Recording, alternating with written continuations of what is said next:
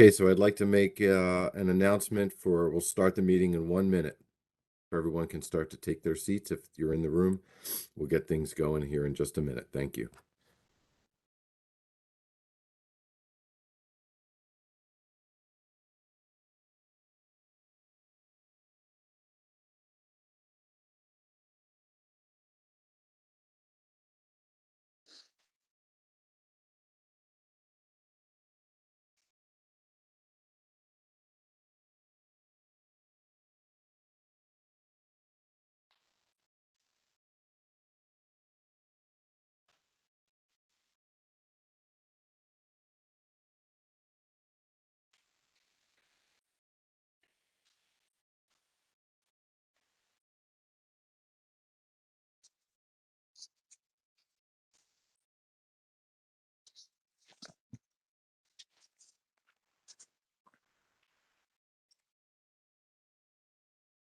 We're good here, Mike, whenever you're ready. Okay, thank you, Wes. Yeah, I was just ready to click the unmute and get started. Okay, well, welcome back, everyone, from that short break. I would like to start off this agenda item with a few brief comments and introductions. So for the rest of the afternoon, we are going to be discussing the Recreational Harvest Control Rule Framework / Addenda for the summer flounder, scup, black sea bass, and bluefish fishery management plans. We are joined by the Atlantic States Marine Fisheries Commission's Policy Board, and my partner in crime here tonight or this afternoon, who is chair of the Atlantic States Marine Fisheries Commission, Spud Woodward, chairs the policy board. So between the two of us, we intend to navigate through this topic.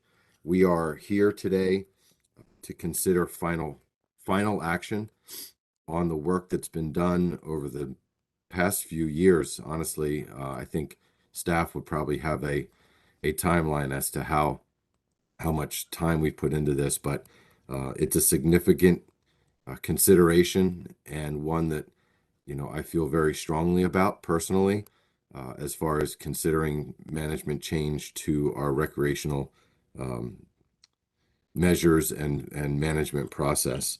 So a few things that I want to bring up before I turn it over to Spud for any additional thoughts. The first one is that,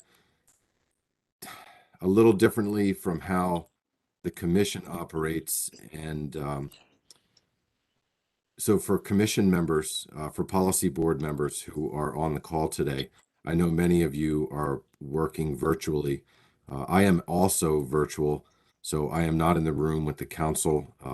I mentioned it earlier this morning, but we've had a little COVID outbreak here at my house, and it just didn't think it was appropriate to go to New York with that. So I'm working from home.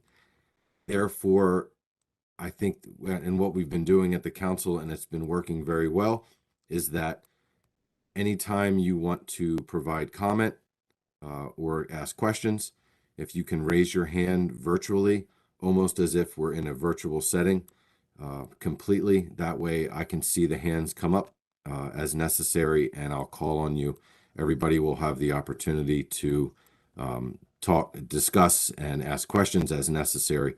And I will try to provide some opportunity for the public to also weigh in, but depending on time, I'll try to manage that the best I can. As far as process goes, the leadership of both the commission and the council discussed how we're going to take the actions that we expect today. And so what we plan to do, it's very similar to how we operate with our summer flounder, scup, black sea bass, and bluefish boards. I'm expecting that there will be motions made. I'm going to be looking for like motions from both the board and the council for debate. That motion, once formalized can be discussed, amended, substituted for, that's the plan. But I want to keep things as tightly, not so much controlled, but I want to keep things together with both the policy board and the council as much as possible.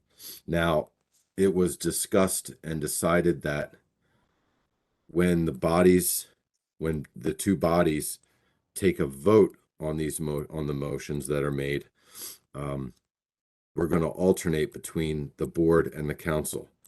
And unlike what we have as far as a kind of an agreement with the summer flounder, scaup, black sea bass, and bluefish boards, it has been recommended that both bodies take a vote rather than if one so let's say the council votes and the motion fails. Typically, under the other scenario that we do with the other boards, we would move on and that motion fails. But it's been recommended that both bodies take action. However, and with that said, I would implore you, and I think Spud would agree. I believe that it's very important that we work together to try to find a compromise or a path forward that we can all agree to. I think the worst case scenario that we can come out with today is a divided management body between between the policy board and the council. It's I don't think anything good would come from one management body voting in favor of something and the other management body voting against it and then making another motion, which is different from the one that, you guys, I think, can understand where I'm going with this. So I would urge all of you to think about in your discussion and in your motion making, how we're going to find some way moving forward with this addenda and framework. In that way, but we're going to follow what was decided by leadership, and we'll go forward from there. So with that said, there has been some recent information passed along to all of us. The regional office in Gloucester sent a letter to me recently expressing some concern. Not well. I don't want to couch it as concern. There was information passed along to me as council chair regarding the path forward that we're considering, and I'm going to put Mike on the spot at some point later to talk about that letter, if that's something that's not familiar to you. And we're going to just work through this and work through the afternoon. And it's expected, I fully expect that we are going to be at the point in a few hours where we're going to be taking final action on the alternatives in this addenda. I know there are a lot of people. I've been on the phone for the last week and a half. There are a lot of people who have a lot of questions, and I hope that we have the opportunity to answer all those. So I'm going to stop talking at this point. The thing that I want most out of this discussion is that everyone's informed to make the best decision they can make. And so I ask you, if you do have questions, please don't hesitate to raise your hand and we'll try to get those questions answered. So before I go any further and introduce our first speaker, I'm going to go to Spud Woodward, as I mentioned, Policy Board Chair, Commission Chair. Spud, do you have anything else you want to add before we jump in? Can you hear me, Mike? Yep, I hear you. Good. Well, good afternoon, everybody, and appreciate everybody on the policy board taking time to participate in this. As Mike said, this is a extremely important decision we've got to make this afternoon. A lot has been invested in this. I think there's a lot of expectations from the fishing community that we move forward with something. Is there uncertainty about it? Yes.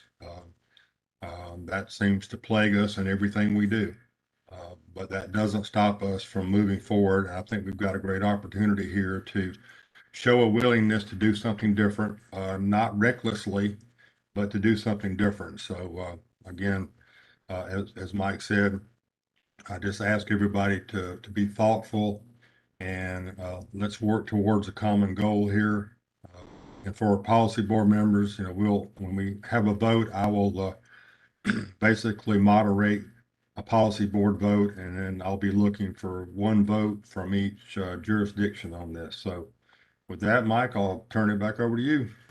Yeah, thanks so much, Mr. Chairman. I appreciate it, and thanks for being on the call here today to help to support me as a co-chair. I very much appreciate it. So, with all of that said, I think it's going to be let's go ahead and start the presentations and start the information transfer and understanding process so that we can debate which actions we would like to take.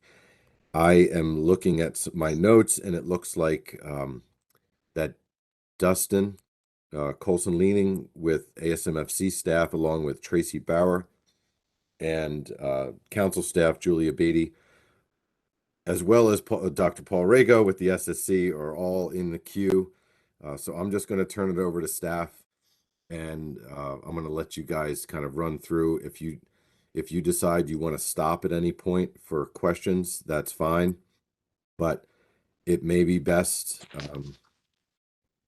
to just kind of to get through it all, and then we'll take questions, from members of the policy board and the council. So I'm going to leave it up to you guys to see how you want to handle that. But so I'm going to turn it over to staff and let you take it away whenever you're ready. Thanks, Mr. Chair. This is Dustin. As you alluded to, we have a lot to cover today, so we'll get right into it. During this presentation, I'll start with an overview of the framework and draft addenda management options, and then review public comments received on this action. Then Paul Rago will present a summary of the Scientific and Statistical Committee's review on the action. And then Tracy will cover the advisory panel recommendations. And then we'll close with Julia, who will conclude with the Fmat Pdt recommendations, as well as the staff, our council staff recommendation. So the goal of this framework is to establish a process for setting recreational measures that prevents overfishing, is reflective of stock status, appropriately accounts for the uncertainty in the recreational data, and takes into consider angler preferences, as well as providing an appropriate level of stability in management and predictability in measures from year to year. So this framework provides 5 possible approaches for setting recreational bag size and season limits, and the various harvest control approaches can be differentiated by the information used and considered when setting those measures. The key differences between the options include the information that's explicitly considered when setting measures and the circumstances under which measures would change. It's important to note here that each option defines a process for establishing measures, but none of the options establish specific measures. The measures would be established and modified through separate future specifications actions, our basic annual or biennial process. The specifications process is already outlined in the fishery management plans for all 4 species. And in addition, none of the options change the process for setting the overall sector-specific catch and landings limits. And here I'm talking about the overfishing limit, the acceptable biological catch, ACLs, ACTs, commercial quotas, and RHLs.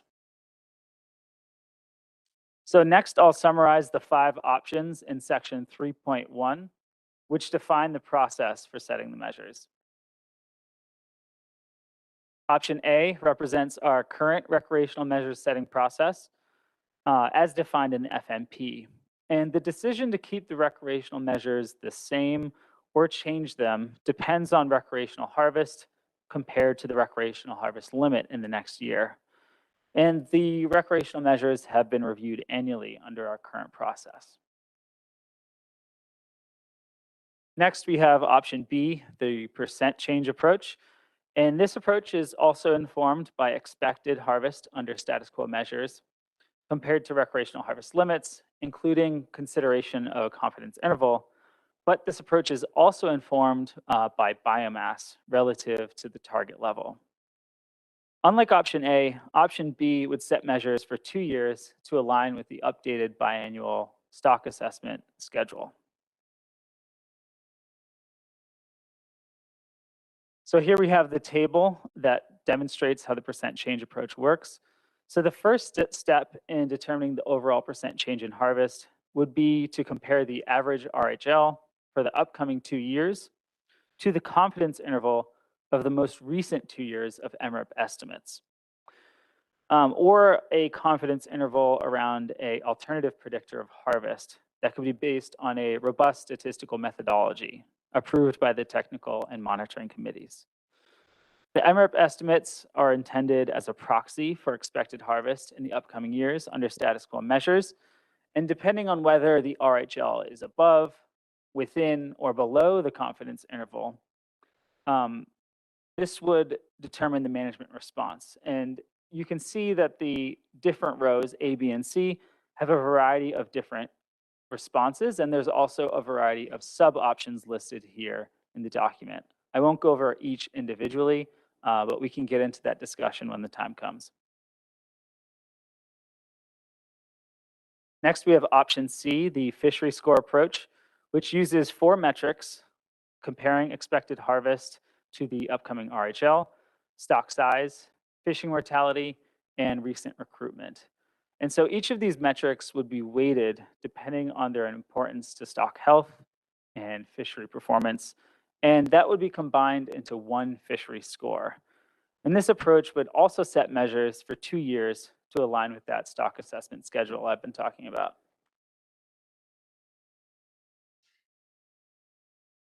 So here we have the table that displays how the scores translate to the predetermined sets of measures. High scores are associated with good stock status in the most liberal set of measures, and that would be a maximum score of 5. And low scores would be indicative of poor stock status in fishery performance outlook and would receive a minimum score of 1 and would have more restrictive measures. Then we have option D, the biological reference point approach, which primarily relies upon biomass and fishing mortality information to assign fish stocks to bins. But there's also secondary metrics that would be used, including expected harvest compared to the RHL, recent recruitment, as well as biomass trend. So here's the table that demonstrates how this approach works. I went over some example case studies showing how a stock might go through the table. We recognize it's a little complex, but I'm just going to be very brief here in the interest of time. So we look first to the two primary metrics, biomass compared to the target level, and whether overfishing is occurring or not, to assign a stock to a bin. When a stock enters a bin for the first time, it is assigned a set of default measures for 2 years. Then 2 years later, we look to those two primary metrics again to determine if the stock belongs in the same bin or a new one. And if the stock remains in the same bin for a second cycle, we look to the secondary metrics, biomass trend and recruitment, to determine if the default measures should be liberalized or restricted. The tables within each bin demonstrate the secondary metric evaluation. And if a stock is experiencing overfishing, we look at how recent recreational harvest compares to recent harvest limits. Then we have option E, the biomass-based matrix approach, which considers stock size as well as trend in stock size. And this approach, like the other 3 I presented on so far, would set measures for 2 years to align with the management track stock assessment schedule, and then would also have predetermined measures. Here we have the biomass-based matrix, and when we get new stock assessment information, we look first to stock size in the left column, and then we look to biomass trend, which can be classified as increasing, stable, or decreasing. And based on the combination of these two metrics, the matrix shows us which bin our fish stock belongs to, and thus which set of predetermined measures should be assigned for the upcoming 2 years.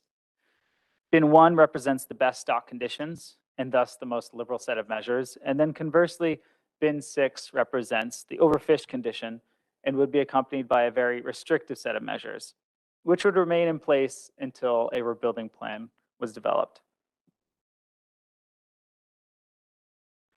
So now I'll cover a few additional management option sets, the first of which is the target metric for setting measures.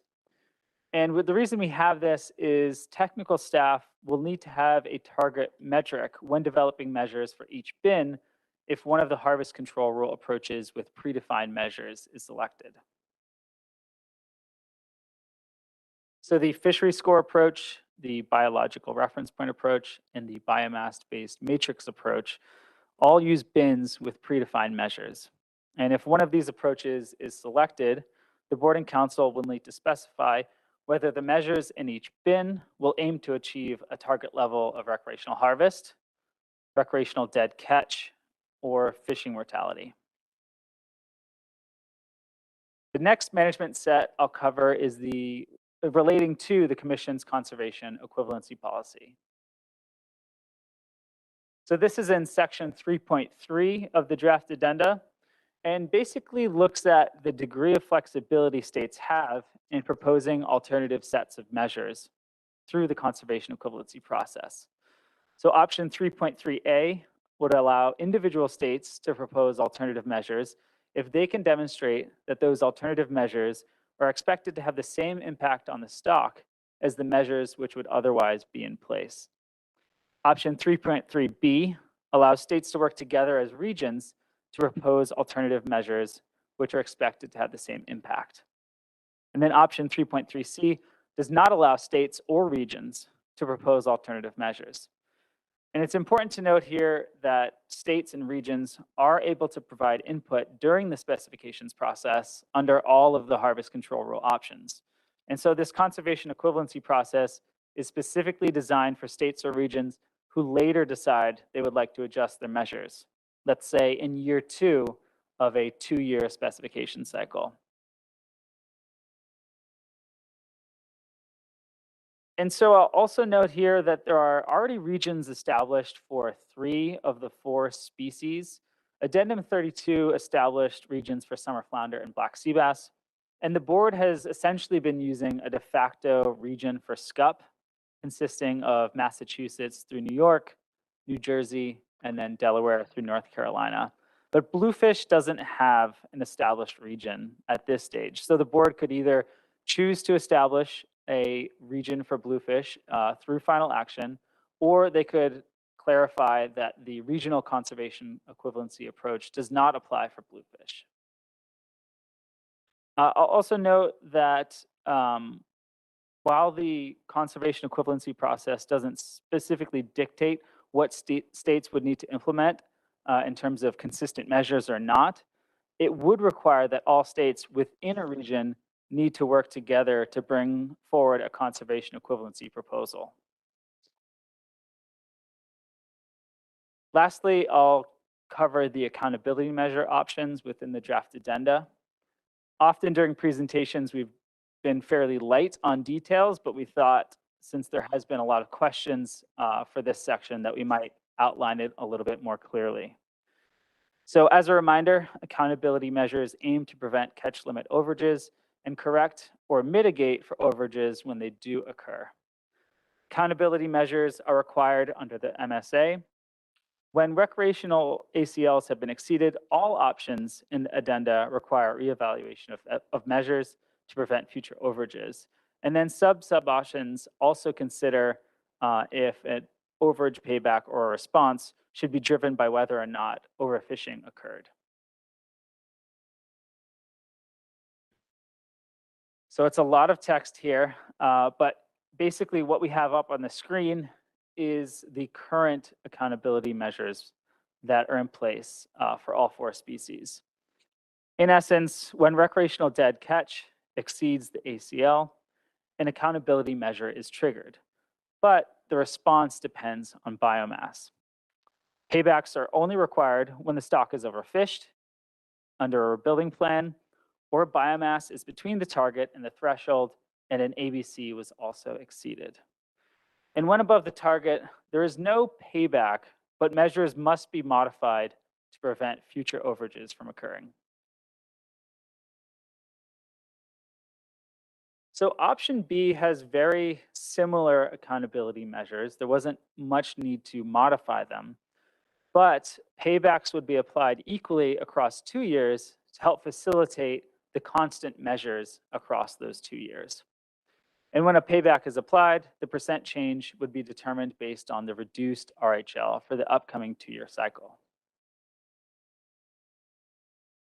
And skipping ahead a little bit here, moving to option D.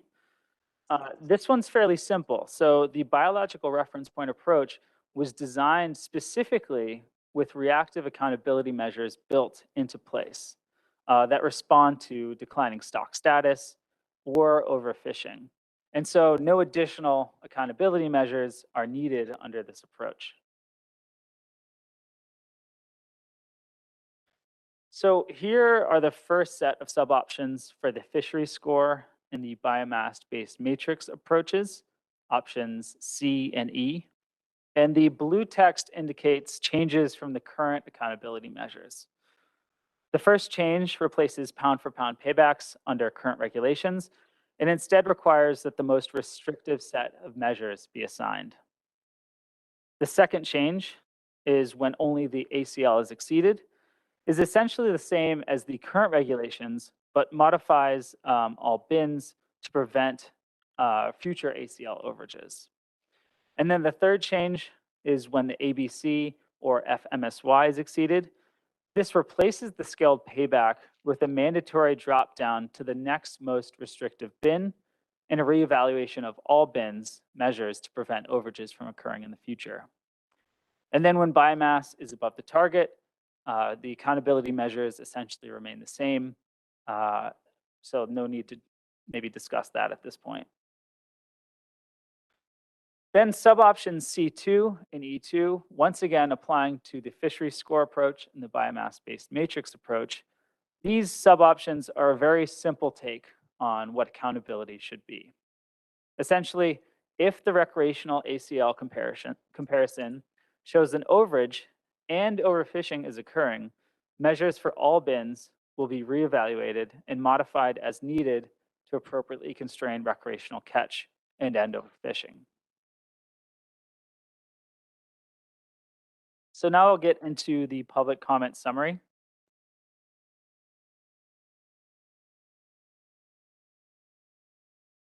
We had 8 public hearings, which were held March 16th through April 13th, and we had 164 people in attendance. A total of 458 written comments were submitted, of which 414 were form letters and 44 were from individuals or organizations commenting on the action. And just so you know, form letters include comments stating basically the same thing that an organization provided.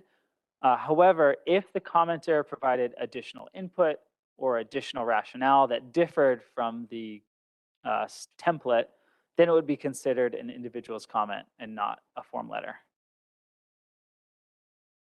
So here we have the table that shows the breakdown for all public comments received, including written, verbal, and through our live polling feature that we had at the hearings.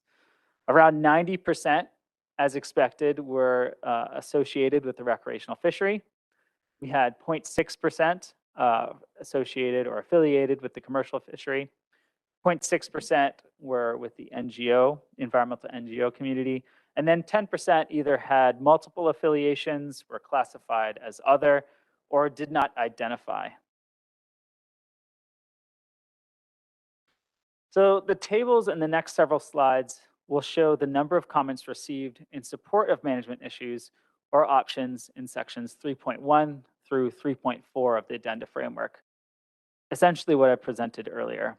And it's broken down by form letter, individuals, organizations, and then the grand total. And I'll start with a summary of comments on section 3.1. A majority of the commenters did support option B, the percent change approach, and a similar number of people were opposed to no action. And the no action option, with little surprise here, did not receive that much support overall. The fishery score, the biological reference point, and the biomass-based matrix approaches all received relatively similar support, ranging from 16 to 23 total in support. And then one commenter was opposed to sub-option B2B and the percent change approach. The options in section 3.2 consider which target metric should be used when setting measures appropriate for the set of stock conditions that define each bin under options C through E in section 3.1. So for those of the public who provided input on this option, public opinion was pretty much evenly split between using a target level of dead catch and using a target level of fishing mortality for setting measures within each of the bins. So as a reminder, the options in section 3.3 consider the Commission's conservation equivalency policy and would apply to the harvest control rule options. So most individuals and organizations supported option A, no action, meaning states would continue to be able to use conservation equivalency as needed to adjust measures. There was a moderate amount of support for option B, using regional conservation equivalency, and comparatively, there was very little support for disallowing regional or conservation equivalency altogether. Then 3.4 covers accountability measure comparisons. And so for situations when a reactive accountability measure has been triggered and biomass is above the threshold but below the target level, no one supported no action when catch relative to the acceptable biological catch is considered. 7 organizations, however, supported using fishing mortality compared to an F threshold. In addition to providing comment on the specific options within the management set, the public also provided a variety of different recommendations and just general considerations for implementing this draft addenda and framework. We had a majority of commenters totaling 433 individuals and organizations who supported a reevaluation of options C, D, and E, those predetermined binned approaches, once the models and analyses have been completed to demonstrate the performance of each approach. Most commenters, totaling at 430, support using additional data besides MRIP harvest estimates to set bag size and season limits.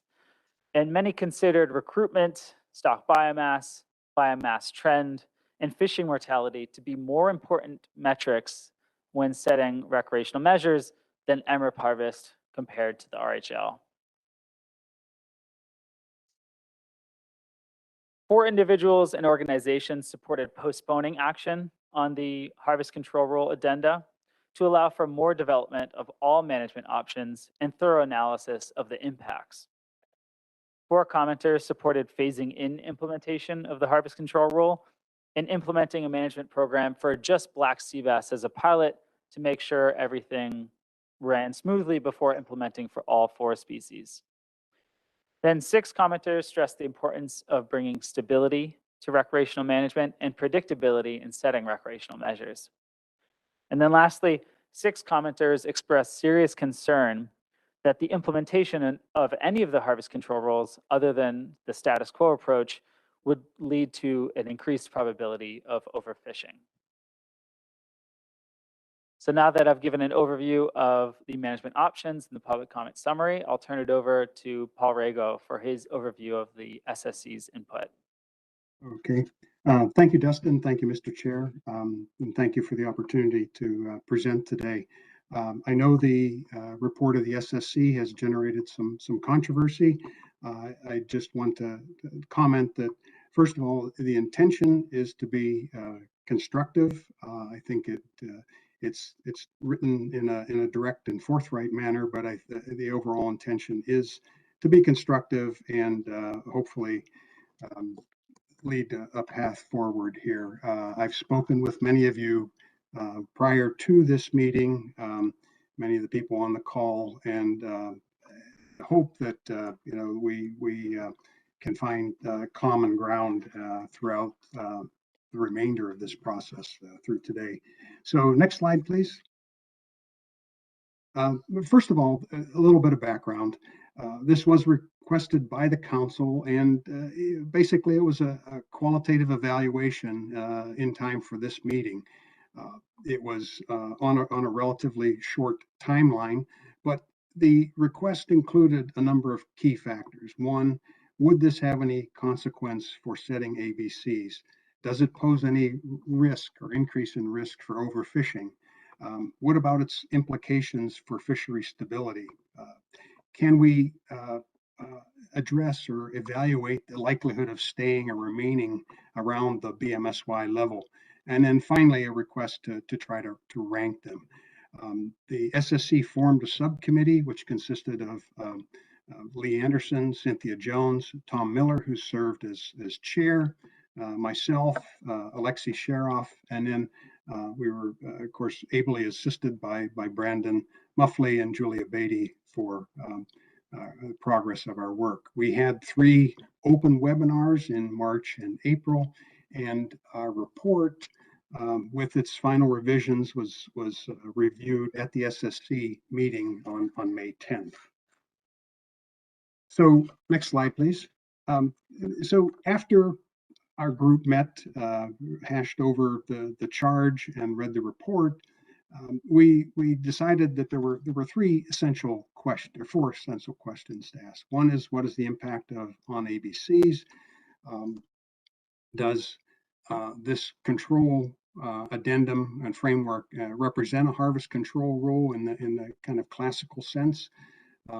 What are the overall set of implications of the harvest control rule? And that is the totality of its implications for stock and catches. And then can we provide kind of a plus and minus, benefits and challenges for each of these various proposals? So, but before we considered it, next slide, please. I think it is helpful to kind of review the process by which the RHL and ABCs are actually determined, because many of the factors that are considered within the amendment are also considered in that determination. So I think that's clear, but I think this helps set up some of the comments that the SSC as a group subsequently made. So there are 3 primary factors for setting the ABC. First, it is the stock assessment itself. That's where we get the abundance, the rate of fishing mortality. We define a target biomass, and we defined target fishing mortality rates.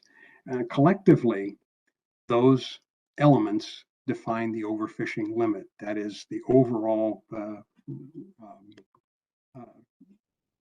level of catch that is just at the maximum sustainable biomass or maximum sustainable yield, or FMSY proxy. Now we take that information from the assessment, so that is a product of the whole review process there, and look at a number of factors which influence the uncertainty of that estimate of OFL. We use 9 factors, but they include data quality, model appropriateness, the presence of retrospective pattern, trends in recruitment, and their prediction error. So collectively, these measures are used to define the coefficient of variation. That is the magnitude of uncertainty. What's our belief, so to speak, in the quality of the OFL that's thus derived. And then finally, we use those 2 pieces of information and look at the council risk policy. Now, the council risk policy continuously scales risk of overfishing with respect to the current and projected stock sizes over some management interval. So those policies then, define this ABC, which is then a function of stock status. It's a function of the uncertainty of that measure of stock status and OFL. And then finally, how risky, risk prone, risk averse does the council wish to be at each level of stock status? Now, you've gone through this process. The council has gone through this policy evaluation over a number of years and settled on that a few years ago. So at that point, you have an ABC, which is then partitioned into commercial quotas and recreational harvest limits based on a set of algorithms related to target allocations and as outlined in the FMP. So it's important to recognize, one, that management is a mixture of both output and effort controls. You have output controls on commercial fishing, and you have effort controls, which are designed to give in expectation the target level of harvest, conditioned on the target level of F associated with that, as well as the expected change in stock size. So, and again, just to reiterate, the fishery is also then a mixture of recreational and commercial harvest, and this has implications for subsequent comparisons when we look at reference points. So next slide, please. So the first question, does it have any impact on the ABCs? As noted before, it's status, uncertainty, and risk. The bottom line conclusion is no. There's no impact on current year measures because these criteria do not presuppose the future consequences of regulatory measures. That is, we don't have a direct expectation of whether these measures will improve or degrade future stock assessments, and therefore we don't use them as part of our assessment process. However, if repeated application of a harvest control rule results in, say, degradation or improvement, either in the stock assessments or the data quality, there could be an influence on determination of the coefficient of variation, or the CV. Next slide, please. This one I think probably is one of our more controversial conclusions, but does it represent a harvest control rule? And strictly speaking, no. It's really a harvest rate control rule. And the primary reason for this conclusion was that the system is essentially underdetermined. The measures as written do not present a suite of specific measures. As we heard from the excellent presentations earlier today by Gavin and Lou, it's a complex suite of measures that are necessary, and that these combinations weren't specified and therefore could not be analyzed within the context of this report. There is some specification of the magnitude of change, but here again, the basis for those magnitudes were not provided in the report. So the SSC felt that it was not in their wheelhouse, so to speak, or was not capable of classifying this as a true harvest control rule. We did look at some comparisons between the target catch limits and the resulting catches by species for each of the species in this framework, and some take-home messages there is that one, either there's a need for improved controls because oftentimes there wasn't a good relationship between what was specified and what was realized, and then or that there's a broader acceptance that recreational fisheries cannot achieve that same level of control that you can with output controls. And then finally, this harvest control rule does not solve the problems of recreational fishing management. Yep. Is there a comment? I'm sorry, there was an open mic. Okay. Yeah, next slide. Thanks. Yeah, I think Paul, I think somebody was just talking, Paul. Go ahead and keep going. Okay, thank you. Yeah. So maybe I was talking too long. Maybe they want to give me the hook already here. So, okay. So what are the implications of this? Recalling, you know, the process by which the RHL is developed in the first place. One of the concerns was that if you use those same criteria in the spec setting process for those recreational measures, you could lead to increased variability. That is, don't double count some of the factors that have already gone into the determination of the RHL. The second issue is that there are, of course, indirect effects on multi-year ABCs. So there's a potential for overages during the specification period, and those would need to be factored in terms of how regulations are set. One of the issues that has been highlighted, I know, in terms of this is, and some of the concerns expressed at the SSC relate to the binning process, that these broad levels of regulatory measures have some implications for how fast you respond to changing conditions. So those can create some instabilities from a control theoretic kind of approach, and I'm sure we'll touch base on those aspects. Somewhat lesser concern is, of course, the time lags in responses, and so those are kind of inherent in all fisheries management.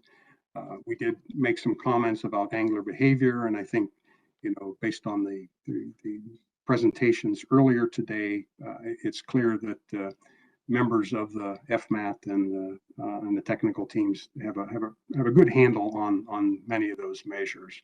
And then finally, one which, of course, is kind of throughout all of this debate as an undercurrent is the resulting potential changes in recreational and commercial. I'm not sure what variety they are. They're not my favorite, but they're the early season ones. Why? Okay. Yeah, I think maybe Dewey. Yeah, they're a different variety. They're an early season variety. Okay. So next slide, please. Okay. So, Dustin has already kind of gone through the 5 options here. And so what I'll do is the next slide just kind of blows these up so you can kind of see them a little better. So next slide, please. This will be 4A. Okay, thanks. So under the status quo, some of the benefits include, immediate corrections, continuous response. The challenges, of course, are expected versus observed catches, and a comment that has been mentioned many times, which is the overall angler perception of their utility, the efficacy, the reliability, and so forth. The percent change model, option B, uses readily available data. It has broad bins. It's understandable, and it has potentially more stable replication or regulations. But it does, in terms of, it does duplicate the use of the BMSY ratio that was actually used to set the ABC in the first place. And the basis for the percentage changes, that is a comparison of recent average catch to future RHL, we make some arguments that needs to be reconsidered as a basis, that it really should be that the rates of fishing that were occurring in recent average catches and the rate of fishing and change in stock status that occurs for the RHL. Taken together, we had some concerns that these things could induce some instability, that is overshooting and undershooting. In terms of the fishery score measure, its advantages that it does use a lot of different sources of information and expert judgment, but the SSC was not aware, and this is as a whole, not just the subcommittee, we weren't aware of actual applications where something like that was used as a demonstration mode or applying these methods. And then, another factor is that many of these relationships are intercorrelated. Next slide, please. The biological reference point approach, it does use the readily available data from the stock assessments. Some concerns were expressed about the large number of potential categories. The actual details in application, how would you define a trend? How do you deny or affirm its realism? The concerns about strong year classes and possible sort of duplicative with respect to the projection methodology that characterizes the stream of future ABCs and future RHLs. And there again, we make an assertion that comparing the harvest rate rather than the catch versus RHL is important. And here, it's just the footnote there is that the realized to target F comparisons must have that same basis.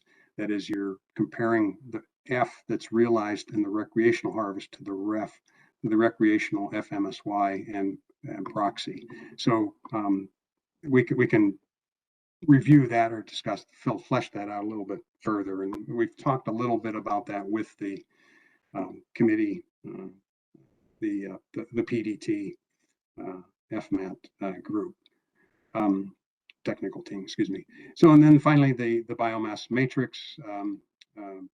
There were some, again, value in terms of the existing data and for trend and status, but it as written and as interpreted by the SSC were some concerns about overfishing potential. And I know this concern has been subsequently addressed from the letter from the regional office to reflect the state of affairs.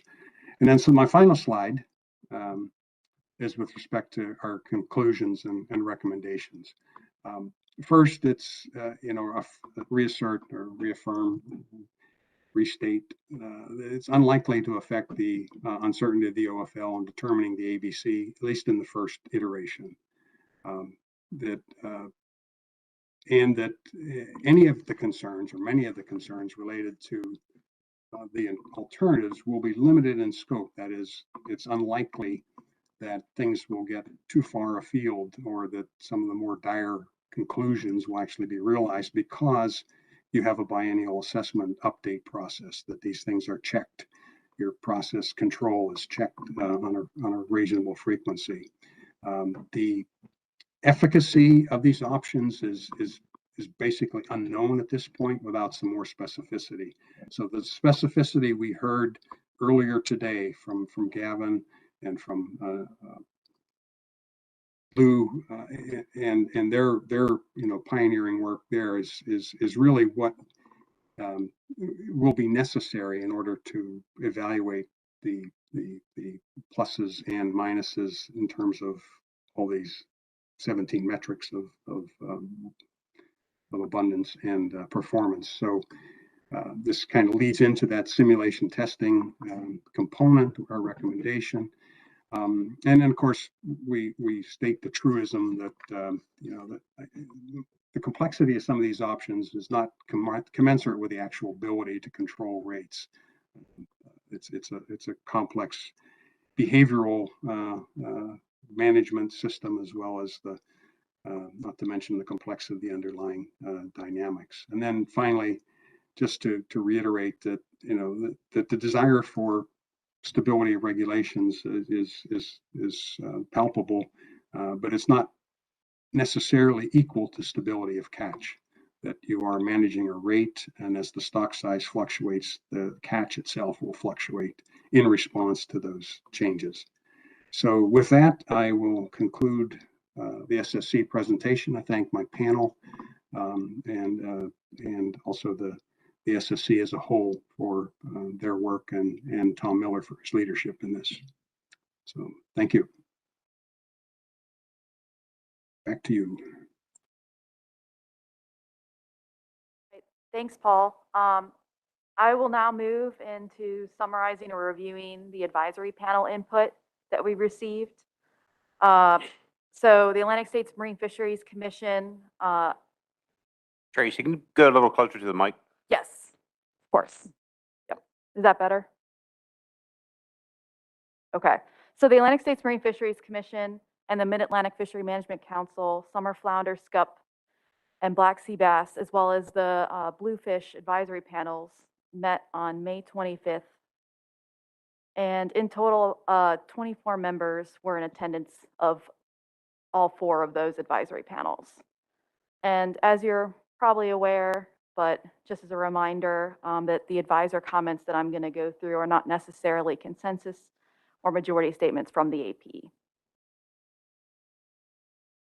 So this table summarizes the AP members expressing support and expressing opposition for the 4 different sections and the options contained wherein. So I'll start off with section 3.1. 3 advisors and 1 member of the public supported no action. They stated that the SSC had made it clear the other options were not ready to implement. In addition, they believed that options B through E wouldn't constrain recreational harvest. 1 advisor supporting no action said he would support changes in how the council and the commission manage the recreational fishery, but couldn't support the proposed changes to management within the draft addenda framework. 4 advisors supported option B, the percent change approach, noting that it was simple to understand and accounts for uncertainty in MRIP data. 1 advisor spoke against option A, no action, citing the SSC's comparison of past catch limits and subsequent landings showed that management has not been able to meet but not exceed the RHL for 3 of the 4 species. 1 advisor spoke against option B because he found it too similar to our current process. And he thought that the other options used more common sense when selecting measures. 4 advisors wanted to see options C, D, and E develop further, but without a better understanding of the measures that are likely to result from the models, they can't support them at this time, similar to what we heard with public comment. For the recommendations related to section 3.2, 1 advisor spoke in favor of option C, using fishing mortality as the target metric. But if option C couldn't be used, then they supported option B, the annual catch limit, noting it would require managers to analyze discards and may incentivize the collection of data on discards, which would improve management. For recommendations related to section 3.3, 4 advisors spoke in favor of option A, status quo, or continuing to allow the option for state-by-state conservation equivalency. 1 advisor noted that selecting option A doesn't prescribe the use of conservation equivalency. That doesn't mean that it has to be used, but it provides the option for it to be used. This advisor felt that conservation equivalency allows for flexibility and could help managers overcome unforeseen challenges that can arise when implementing new management processes. Another advisor recommended standards around conservation equivalency similar to the recently adopted or approved Amendment 7 to the Interstate Fishery Management Plan for Atlantic striped bass. So as a review, or for those who are not familiar, Amendment 7 does not allow conservation equivalency to be used for most recreational striped bass fisheries when the stock is overfished. Amendment 7 also provides constraints around the use of MRIP data for conservation equivalency proposals and defines the overall percent reduction or liberalization a proposal must achieve, including required uncertainty buffers. And then lastly, for recommendations related to 3.4, 1 advisor spoke in favor of option B, using fishing mortality compared to an F threshold.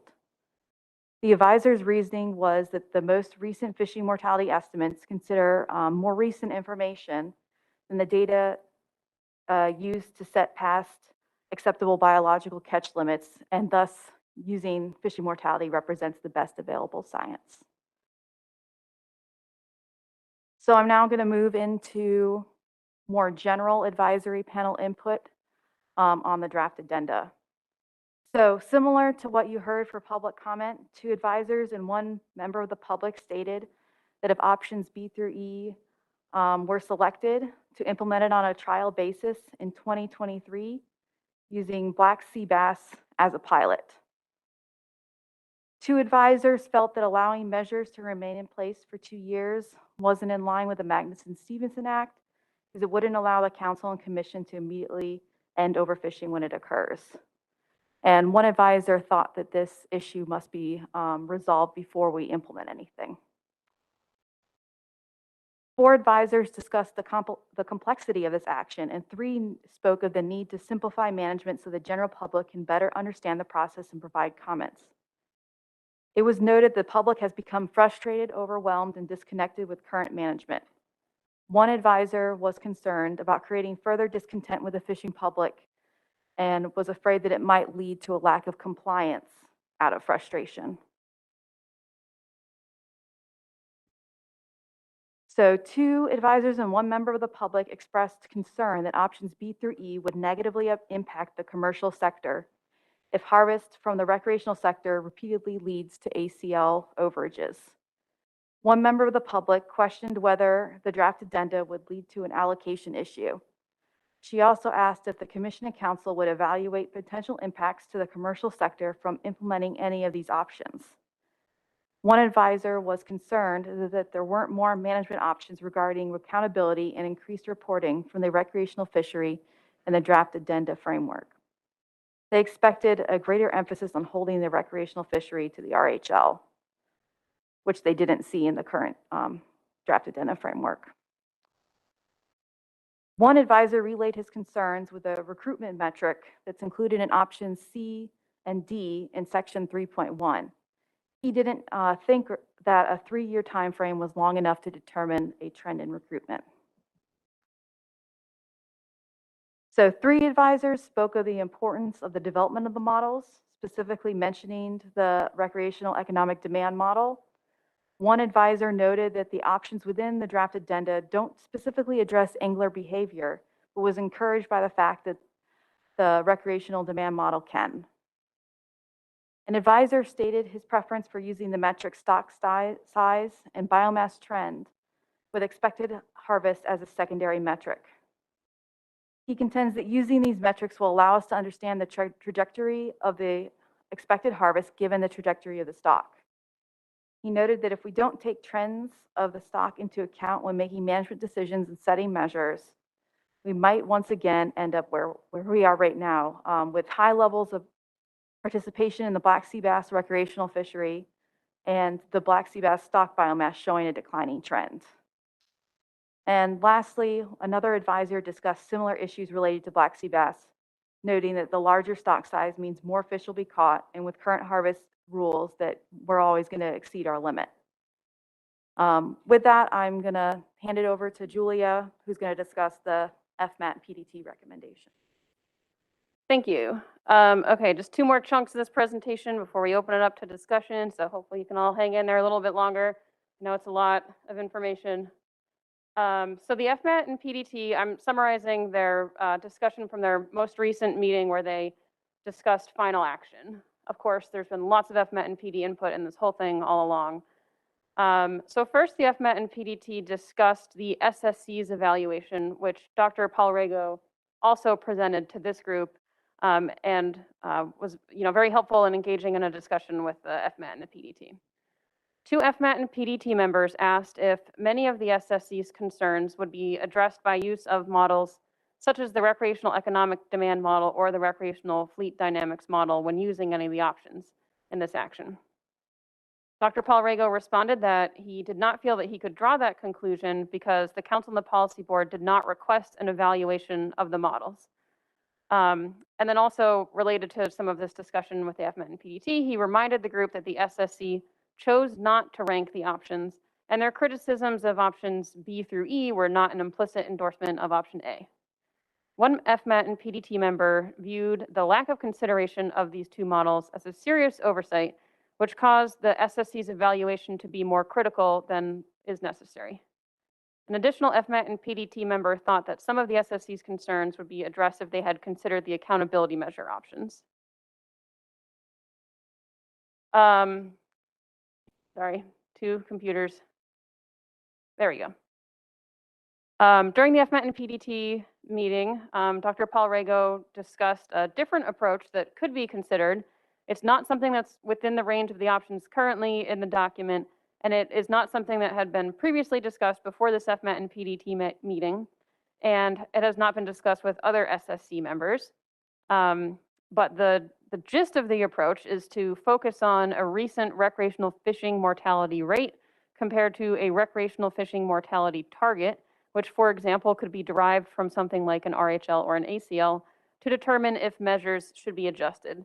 And that's kind of the high-level overview of the concept here, and there's some more information in the summary. But in general, the Fmat and PDT thought this would warrant further consideration, additional development and analysis, and it could benefit from additional SSC input.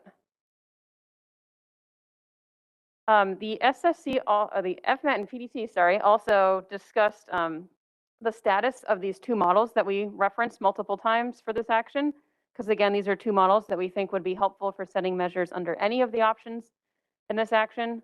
And these are not models that are being developed by the FMAT and PDT. They're being developed by, through separate efforts, but the FMAT and PDT has discussed them and their implications for this action. So one of the models, the recreational fleet dynamics model, according to conversations with those modelers, is likely to be available for use for summer flounder, scup, and black sea bass this fall. The recreational economic demand model, which Dr. Lou Carr-Harris just presented on earlier today, is expected to be updated with the new survey information, the new survey results, by October of this year for summer flounder and black sea bass, but the model for scup might take a little longer than that. And both models have been updated and improved since a subgroup of the SSC reviewed them back in September of 2021. So next I will summarize the FMAT and PDT's recommendations for final action on this framework and addenda. So 4 FMAT and PDT members stated that they do not support the no action option, and they described the challenges of focusing on meeting but not exceeding the RHL under this option. 1 FMAT and PDT member expressed concern that stakeholders may perceive the goal of this action to be to prevent further restrictions, and all other options would lead to more liberal measures than the no action option. 3 FMAT and PDT members disagreed with this take on things and said it's more important to improve the process than to focus on the resulting measures. The 4 FMAT and PDT members recommended, or they supported the use of regional conservation equivalency as defined in one of the alternative sets. And 1 additional FMAT and PDT member said that the choice of regional or state by state or other types of conservation equivalency should be a policy call for the Council and Policy Board to make. And then in discussing the subset of options related to the target for measures under the BIND approaches, the FMAT and PDT agreed that the fishing mortality target is not a feasible option at this point in time because we don't have the modeling capabilities to generate expectations of resulting fishing mortality from any set of management measures. The FMAT and PDT discussed the idea that the Council and Policy Board may wish to further develop some of the options considered in this document. And they, 3 FMAT and PDT members said if that's the case, that they recommend removal of the fishery score option from further consideration. They referenced the SSC's concerns related to this option, and also the idea that this one only has 4 bins of measures, so that when you need to change from one bin from another, it would be a drastic change, and that could have some drawbacks. 3 FMAT and PDT members recommended modifying the BIND approaches so that the boundaries between the bins are triggers for change and measures are not predetermined.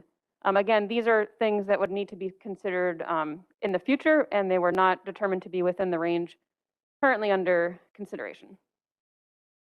Okay, so next I will summarize the Council staff recommendation. So first, the Council staff recommendation is not no action, and it is not status quo. It is an alternative within the range of existing options in the document. And the Council staff recommendation starts with the understanding that recreational measures must aim to prevent recreational ACL overages in order to proactively prevent overfishing and comply with the Magnuson-Stevens Act requirements to prevent overfishing.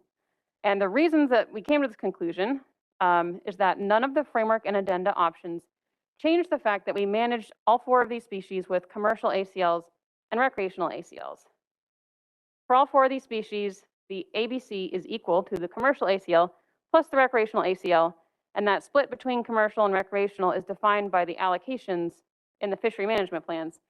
And I'm sure you're all well aware that we recently went through some very involved amendments to reconsider and revise those allocations.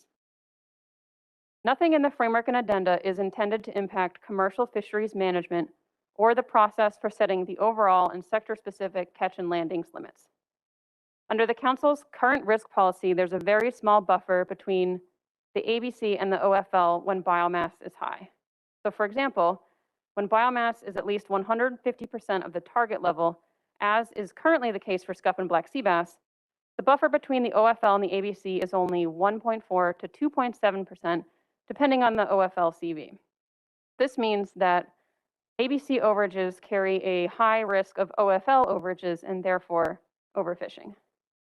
So based on all of that, the kind of logic here is that we are required to set measures to prevent recreational ACL overages.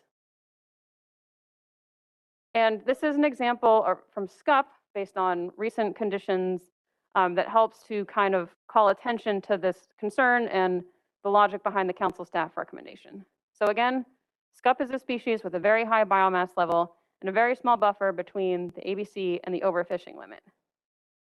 The ABC is currently 98.6% of the overfishing limit for scup. Again, the ABC is equal to the commercial ACL plus the recreational ACL. So the 2023 ABC has previously been recommended, and the SSC will have the opportunity to review their recommendation in July. But if we assume that they don't change their recommendation, and we assume that the revised allocations will come into play, which we expect that they will in 2023, this results in a recreational ACL of 10.38 million pounds. Recreational catch under the new MRIP data has exceeded this amount by 9 to 60% every year since 2013.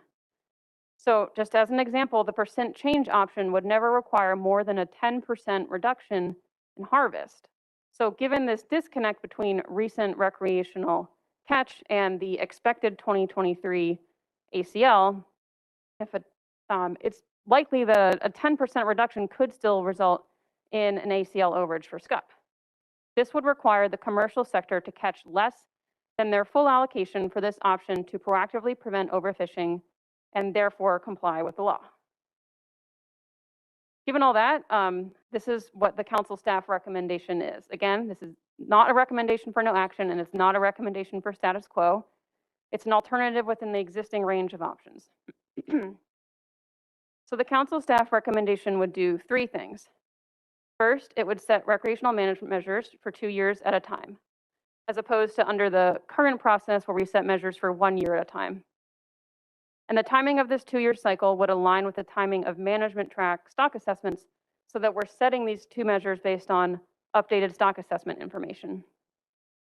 And in the interim year, we would only change the measures if new data suggest a major change in the expected impacts of those measures. So we would not be overly reacting to something like just 1 additional year of MRIP data without associated stock assessment updates.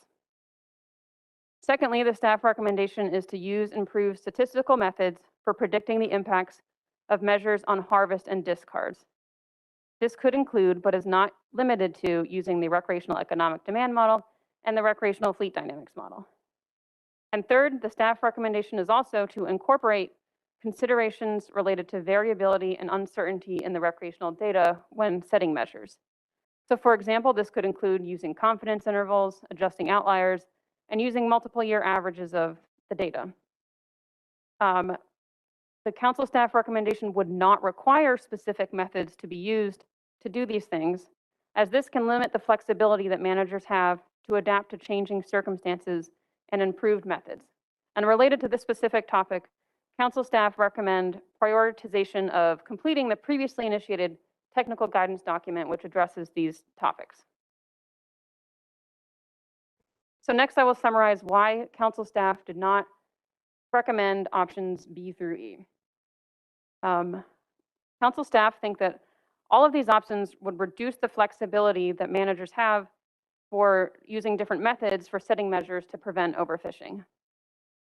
In addition, the options that use bins would greatly increase the complexity, and there's many details lacking on how we would set measures using those bins. So for example, if you take an example of a stock that has 3 regions with identical measures in each state within a region, options C through E would require from 16 to 52 different sets of measures to be set all at the same time through specifications to fill out all of the bins for all of the regions. In addition, options B through E could require frequent changes in measures unless managers are willing to set more restrictive measures to achieve stability while preventing ACL and RHL overages. This is because the ACL and the RHL can vary on a yearly or biennial basis. And if we're trying to achieve the goal of stability, then we would need to have a buffer between these limits and the measures in order to have stability while preventing ACL overages.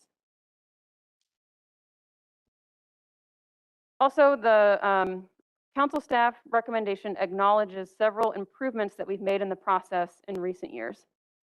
In many ways, we are not in the same place with recreational fisheries management when we were back in 2018 when some of these recreational reform initiative conversations started. We've made several improvements, and we can continue to build off of those improvements. So for example, starting in 2020, we now get stock assessment updates every other year for all 4 of these species. And that's a lot more frequently than we used to get stock assessment updates. I already mentioned the risk policy. This was revised in and first impacted the ABCs for these species starting in 2021. It now allows a higher risk of overfishing and therefore higher catch limits for these species. We've moved towards greater use of multiple year averages in the measure setting process. So we are no longer using the single preliminary incomplete current year data of MREP to set next year's measures. We are using multiple averages for all of these species. You're probably aware that we've had multiple instances of adjusting outlier estimates. For black sea bass, we revised the calculations of expected dead discards in terms of how we calculate the RHLs and commercial quotas, and that was intended to address ACL overages due to higher discards than expected under the old method. And then the monitoring and technical committees have also used considerations related to percent standard error when coming up with the rationale for maintaining status quo measures in some years.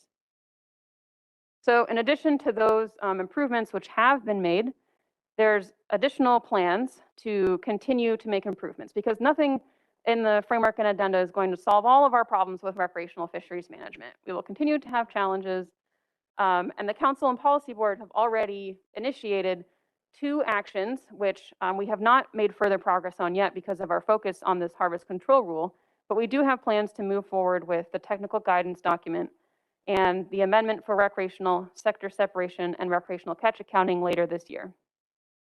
In addition, there's already been multiple suggestions from the public and advisors and the Fmat and PDT to continue developing some of the topics considered through this action. Council staff supports that, and there's some additional suggestions here on the screen for additional topics to consider. So we think there's plenty of improvements that can still be made to the measure setting process in a variety of different ways in terms of how we set the measures, specifically the process for waiving federal waters measures, the process for accountability measures for both species, and changes in the timing of setting measures so that we can do that earlier in the year. I think this is my last slide here, just to reiterate in summary that the council staff recommendation is not no action and it is not status quo. It is an alternative within the existing range. It builds off previous and ongoing improvements to the measure setting process. It provides flexibility to set measures to prevent overfishing while adapting to new information and allowing for continued improvements in the process. This recommendation will not solve all of our management challenges, but the Council and Policy Board have already planned for continued improvements in upcoming years through other actions. That's all we had for the slides, and as was mentioned earlier, there was a response to the council staff recommendation from the agency, but we don't have that in the slides here. We figured we would just leave that to the agency to describe during the discussion today. So with that, we're all happy to take questions and help out with the discussion. And again, the objective for today is to consider final action. Okay, well, thanks, Julia, and thanks to all the presenters. As it was mentioned, it's an incredible amount of information presented, and we've been a part of this now for quite some time. What I'd like to do, and based on your final comment, Julia, I'm going to leave it up to the agency after we get a potential motion for consideration to provide their comment based on the council or based on the staff recommendation. But I just want to say to all the presenters, you all did a great job. But thanks for highlighting the council recommendation, Julia, and making it clear that this is not a council recommendation, it's a council staff recommendation. And this is based on what you and other members of the staff believe to be a way forward. So I want to thank you for that. What I'd like to do, since we've been going at this now it's been about an hour and a half, I'd like to take questions at this point. If there are any questions by members of the council before we get into a debate regarding motions, if we could take the questions now, then what I'd like to do is take a quick break, and we'll start on final action consideration with motions that I think many of you have seen. They've been passed around, and we can take it from there. But I want to give everybody a quick break and possibly have an opportunity to chat before we take the final action. So I did see Peter Hughes. Is that let me just check. Peter Hughes, your hand just popped up. Go ahead, Peter. Thank you, Mr. Chairman. You sound appreciably better this afternoon than you were this morning. Thank you for all of this presentation. Huge, huge, huge body of work. But I do have a question, and Julia, it refers back to your one of your recent last slides, the one that gave the example of the scup overages in the recreational fishery.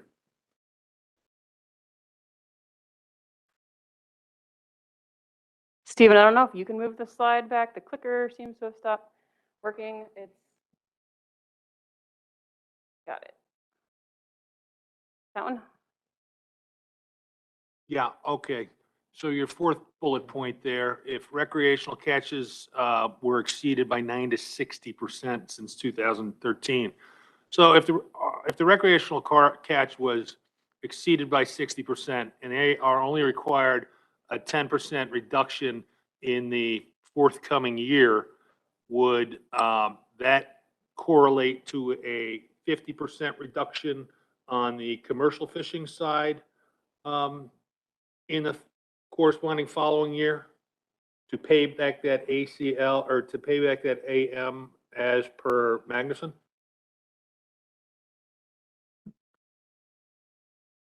Yeah, I'll just jump in and answer that. The accountability measures, as they currently are and as they would stay under all of the options, they're still separate from the commercial and the recreational sector. So if the recreational sector exceeds their ACL, it would never trigger a payback on the commercial side of things. It could trigger actions on the recreational side. The way that it could impact the commercial sector is if those overages ultimately impact the stock, and then that's factored into the stock assessment, and if it has a negative impact and brings down the overall ABC, then it could affect the commercial sector that way. But there's never an instance of the commercial sector being required to have a payback due to an overage from the recreational sector. Oh, Mr. Chair, if I may. Well, I appreciate that. Yeah, go ahead, Peter. I think that's a really important point we need to make sure everyone's clear about. But yeah, go ahead. Thank you. So even though the subsequent fishery management plan would not necessarily be the reduction that I put forth, there could be what you described is an overall reduction in the ABC in the next fishery specification package that then would potentially impact the commercial fishery in some form of a reduction. So thank you. Yeah, and I think it's important to understand that that reduction would not be, and maybe Julia can correct me if I'm wrong, but I think this is one of the most important things we need to understand. The commercial reduction would not be it would not be because of the recreational overage. It would not be a payback, but it would be the recreational overage might be driving down the stock, and there could be overall reductions as that result. I hope I spoke to that accurately. So I'm sure there are going to be other questions regarding this. Peter, you still have your hand up. Did you have any more follow-up or feed or anything you wanted to? Okay, your hand just went down. I'm going to go next to Emerson Hasbrook. Emerson, go ahead. Yeah, thank you, Mr. Chairman. And thank you, Julia, Dustin, Tracy, and Dr. Rago for your presentations. So I have a multi-part question, part for Dr. Rago and then part for Council or Commission staff, but it's also related to the issue that Peter just raised. So I noticed in the SSC report, it states that overages in recreational black sea bass catches have been significant. To account for this, the SSC has provided projections in which it assumes the ABC will be exceeded, thereby further reducing stock biomass, leading to a reduction in subsequent ABCs. Any policy that leads to harvests that are substantially above the quota will likely lead to a similar approach from the SSC of reducing ABCs in multiple year projections. So just want to be clear then. So in the past, the SSC has reduced the ABC in response to recreational overages. Is that correct? Yes. Yeah, in response to those overages, I think it's that feed forward effect that was just mentioned, that it reduces the stock size. And so the initial set of projections on which were based on the contemporary stock size now are adjusted because during that intervening period, the catches were exceeded. So therefore, the next year's catch has to be reduced to account for that in aggregate. It doesn't explicitly deal with the allocation between recreational and commercial, but it does reduce the ABC in aggregate. Thank you, Dr. Rigo. So then, when we implemented status quo for black sea bass in 2020 and 2021, the SSC then reduced the ABC in anticipation of recreational overharvest, which lowered both the RHL and the commercial quota. Am I understanding that correctly? Excuse me. I don't believe our decision was based on the expectation of overages, but it was more on the realization of overages during the period for those projection years. Thank you for clarifying that. So in the above situation I just mentioned, in a way has resulted in, and I'm going to take a term from the SSC report, it's resulted in, quote, borrowing, unquote, of commercial quota from the commercial sector to allow for the overages in the recreational sector. So then the SSC further recommends in that section that I read before, that this issue of, quote, borrowing, unquote, be evaluated in considering adoption of the addendum framework. So my question to staff is, has council or commission staff made any evaluation of this, quote, borrowing effect, or will they be making any evaluation of this borrowing effect going forward? And Julia, I know you did provide an example with scup, but that was just for one species under one option. I wonder if there's going to be any additional evaluation. Thank you.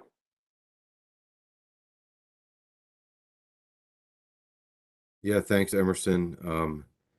And not being in the room with everybody, I'm just going to look to staff. Does anybody, if you want to just jump in to help Emerson with his question, that would be great, instead of me calling on you. Yeah, this is Julia. We haven't done any additional evaluations beyond what's been presented today. We don't necessarily have plans for other evaluations, but we could if directed by the Council and Policy Board.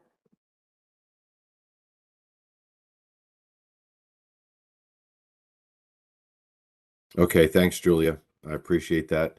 I've got a number of hands up at this point. I'm going to work through those. For questions, next I have David Stormer. Go ahead, David. Thank you, Mr. Chair. Can you hear me? Yep. Great. And thanks to all the staff and committee members involved throughout the harvest control rule framework and addenda process. I think I read in the briefing materials of the SSC report that the technical committee used the smoothing or other methods to identify and adjust outliers in the MRIP harvest estimates for black sea bass, at least in 2017 and 2018, similar to what was done this year in 2022 in setting management measures. So I'm guessing they were done to meet some desired or required level of reduction or liberalization. I wasn't around in 2017 or 2018, but just wondering, because I presume this method might continue to be used under either the status quo option or perhaps the council staff recommendation. How did those methods perform relative to the harvest versus RHL in those respective years, 2017, 2018 for black sea bass? Thanks.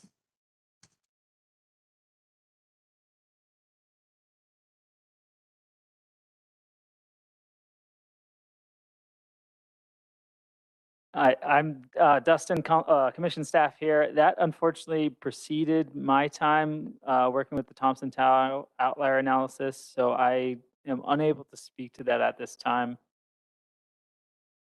Looking to other staff, and I think we might have to get either back to you. You can follow up with me separately after the meeting.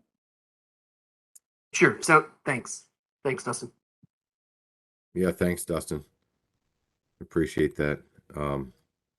Is that all you had, David? Yes, Mr. Chair. Thank you. Okay, great. Next, I'm going to go to Jim Gilmore. Go ahead, Jim. Thanks, Chairman. Actually, I had a few questions, but I think I'm going to hold off on a couple. I'm just do the simpler ones right now. So just make sure I have this clear, and it had to do more with the hearings. And and if I got this right, under the hearings, regional conservation equivalency was one of the, I think, priorities. Most of the respondents were looking for that, but then the advisors, they essentially were against that. It seemed to me they had a no action, and then the FMAT and the PDT essentially supported that. Is that correct? Because the first two seem to be counter. So was it at the hearing that regional conservation equivalency was supported, and then the advisors were pretty much against that? Thanks for that question. So actually no action. So no change to the commission's conservation equivalency policy was the most popular, according to the from comments received from the public. Regional conservation equivalency was second in terms of popularity, and then disallowing CE altogether was the least popular. Okay. And this a second part to the hearing. So the perception I got at the New York hearing was, yes, there was most of the support was for percent change, but the perception I got it was for option C, D, and E. I got the sense more people didn't understand it, as opposed that they didn't like it as much as percent change. So was that, I know that's sort of a subjective question, but did that generally run up and down all the other hearings? Because again, if they don't like it because they don't think it's the appropriate thing is one thing. If they don't understand it and they're just saying, well, I understand this, so I like this better, that really may help us make decisions. Thanks. Yeah, that's a good question. I was actually pretty pleasantly pleased with the amount of understanding that it felt in the engagement that we were getting at the hearings in terms of the approaches. And while maybe not every single facet of every approach was understood, there was at least a lot of feedback about what information is important to the anglers in terms of determining whether a change in recreational measures should be considered. And so I thought there was a pretty good understanding at that level. But there was a big swath of the angling community that were concerned about the models and the complexity of approaches C, D, and E, and feeling that they weren't necessarily completely well thought out, or the models weren't there yet. And so just some hesitance there, but there was also a lot of enthusiasm for continuing to develop those approaches. Thank you. I'm done, Mr. Chairman. Thanks. Okay, thanks, Jim.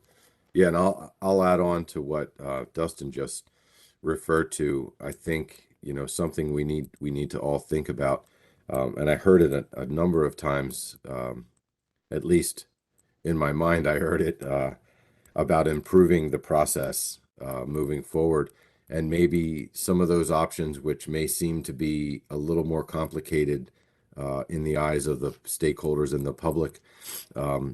Maybe some further development and some further understanding will help our stakeholders, you know, be able to select them while continuing to improve the process, whether through the staff recommendation or the option B, which is something that people seem to understand a little more clearly due to its simplicity. Not that it's simple, but it's you know, we'll see how things go in a little while. I'm going to go next to Shanna Madsen, and then Adam, you're in queue, Jason McNamee, and Dr. Duvall. So we'll go. I'm going to take those 4 hands right now, and then we're going to take a quick break, and we'll come back and we'll consider final action. So go ahead, Shanna. Thank you, Mr. Chair. And first, I just want to take a quick second to just give a really big thank you to all of the staff that have been a part of this process. Dustin, Julia, Tony, Dr. Rago, a bunch of you have been fielding various emails and phone calls from me at all hours of the day and night. And I just really want to say thank you. This is moving into theoretical fisheries management realm. It's a complex document, and you all have been there to support us through this decision making every step of the way. And I just really want to shout out and say how much I appreciate you. So there's no recognition of all the calls I've got about this, Shanna. No, sorry, you too, Mike. You too. I'm just joking. It's all good. Go ahead with your questions. Yeah, thank you. So I have a couple questions, and they kind of lead in together. So I think my first question is related to, I guess this sort of rolls into slide 61 and some questions I derived from reading through that. But so my question is regarding option B2A in the document, and it sort of rolls into the options outlined in B1B. So I noted in the document that the options outlined in B1B are based off of these historical management percentages that we've sort of outlined have gone on historically. And so that's why 20 or 40% was selected for the options in B1B. But I'm kind of curious as to why 10% was selected for option B2A. Was there any historical perspective placed on that? And once I get an answer to that question, I sort of have a follow-up to that. Yeah, thanks for that question, Shanna. So the percentages 40, 20, and 10% were all derived from the same analysis. Just looking at historically, what was the difference between MRIP harvest and the RHL in a given year, you know, plotting all those together and then looking at percentiles. And we did that for all 3 species and basically combined it across all 3 species. So while it was a analysis and it was using a percentile approach, it was difficult and challenging for us to determine, you know, what exactly those percentages would be. But I think it was within the realm of like the 25th percentile, the 50th percentile, and the 75th percentile in terms of looking at what an expected change in harvest should be. Looking for, you know, a big change, a medium change, and a small change. Okay, Dustin, that definitely helps. I didn't note that in the document it kind of outlined how you work through B2A, so that helps me quite a bit. So My second question sort of relates to when we were discussing if recreational, you noted in your presentation that if recreational ACLs are exceeded, any option within this addendum requires reevaluation to prevent future overages of those ACLs. So this sort of rolls into now what we're seeing with slide 61 in regards to the fact that we could potentially run into an overage with SCUP based on this analysis that Julia was able to provide us. So my question is, would the percentages within this percent change approach need to be modified in order to avoid future overages should we expect an ACL overage with something like SCUP, which might be the case?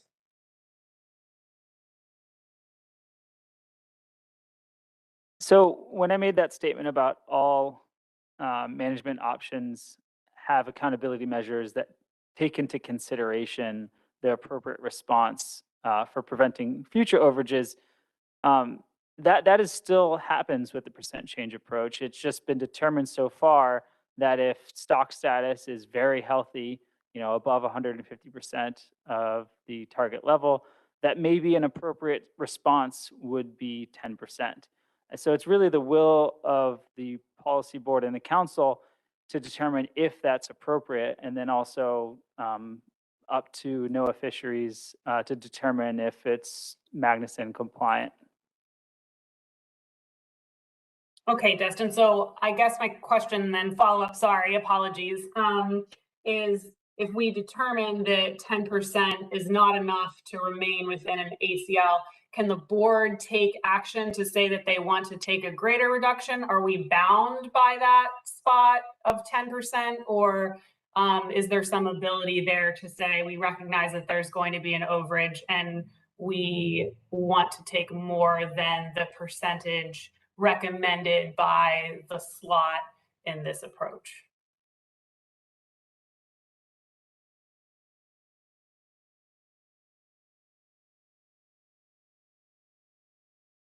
Thanks, Shanna. The board would not be able to make a change from year to year. So whatever is approved through the document, if this option were to be chosen, then that is what you would need to stick with. Thanks, Tony. No more follow-ups. Thank you, guys.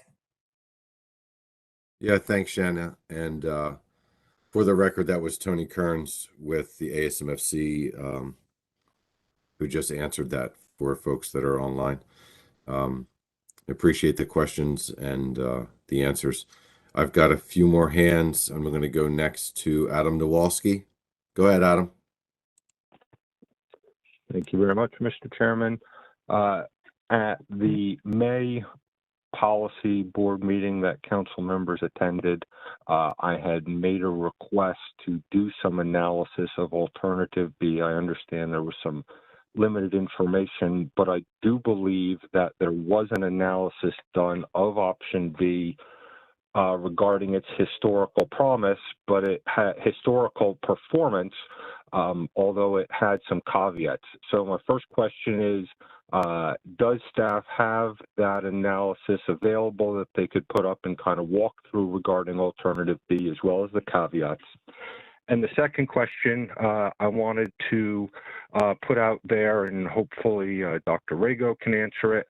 I appreciate Dr. Hasbrook's bringing to light the part of the SSC document that highlighted the possibility of what could happen with ABCs and multi-year specs. It would certainly seem that that would be a catalyst for change if it's happening. So I certainly, think we do need to change it if that's a concern.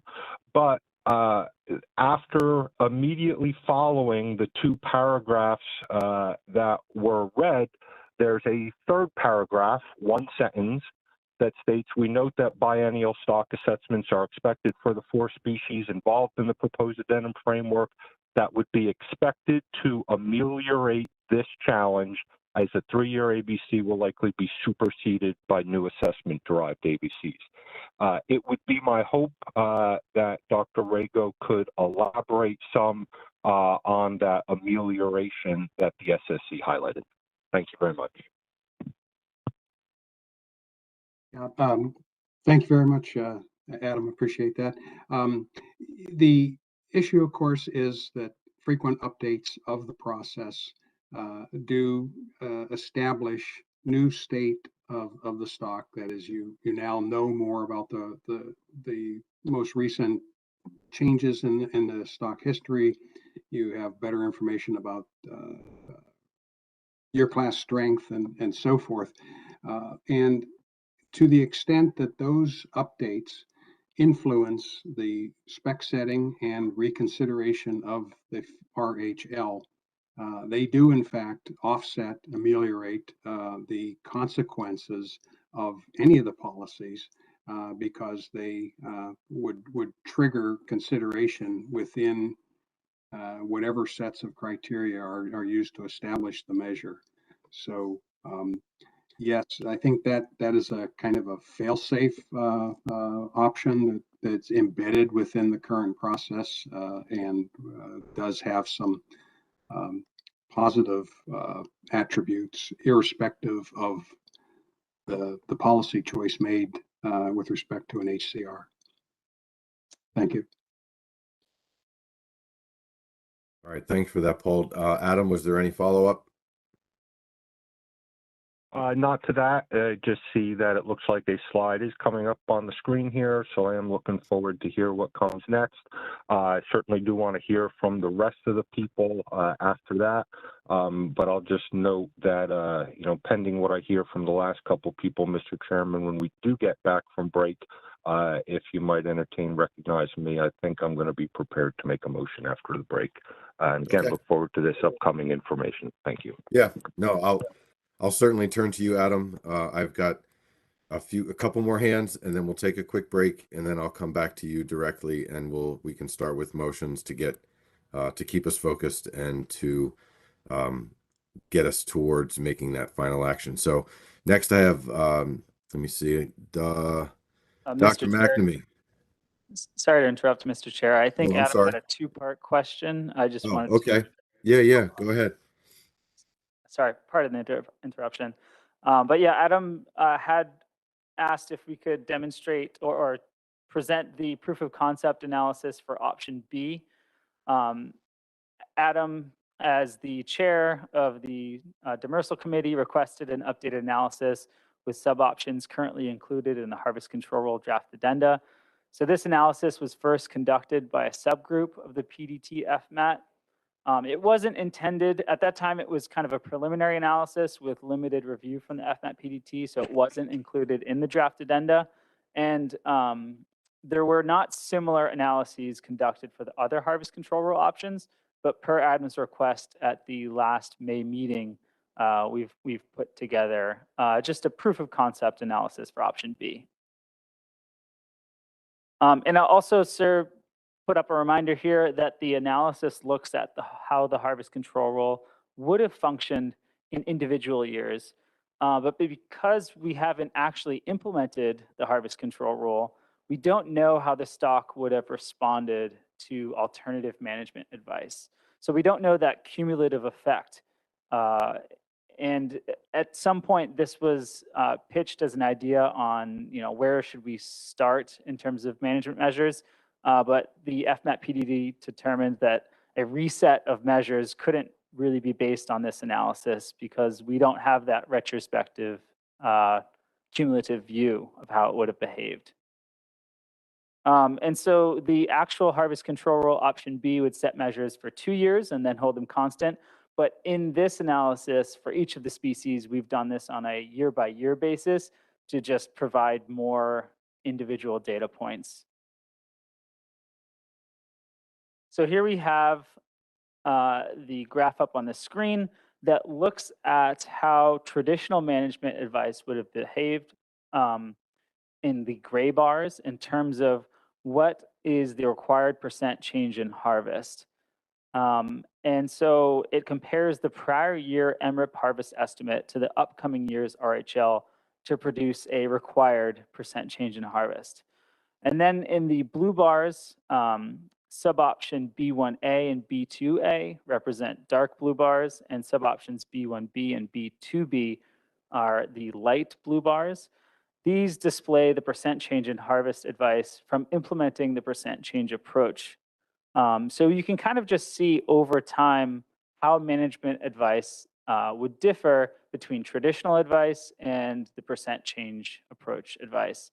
And then I'll just note here that we have also put up on the graph the dark blue line representing the SSB over SSB-MSY ratio, essentially indicating stock health, with that dotted line showing the target level. So for the most part, management advice is very close to traditional advice through the percent change approach. However, as you can see in 2009, 2010, traditional management advice would have required a significant liberalization, whereas the percent change approach would have required just a smaller liberalization, and vice versa for years with large reductions in some occasions. We also conducted this for SCUP. We have less years of data here because it was pretty much restricted to years where we had SSB over SSB-MSY ratios from the stock assessments. And then we also have this analysis for black sea bass. But we found that summer flounder was able to give a full picture with varying stock status levels and varying responses. So I'll maybe turn it back to Adam if he had any follow-up.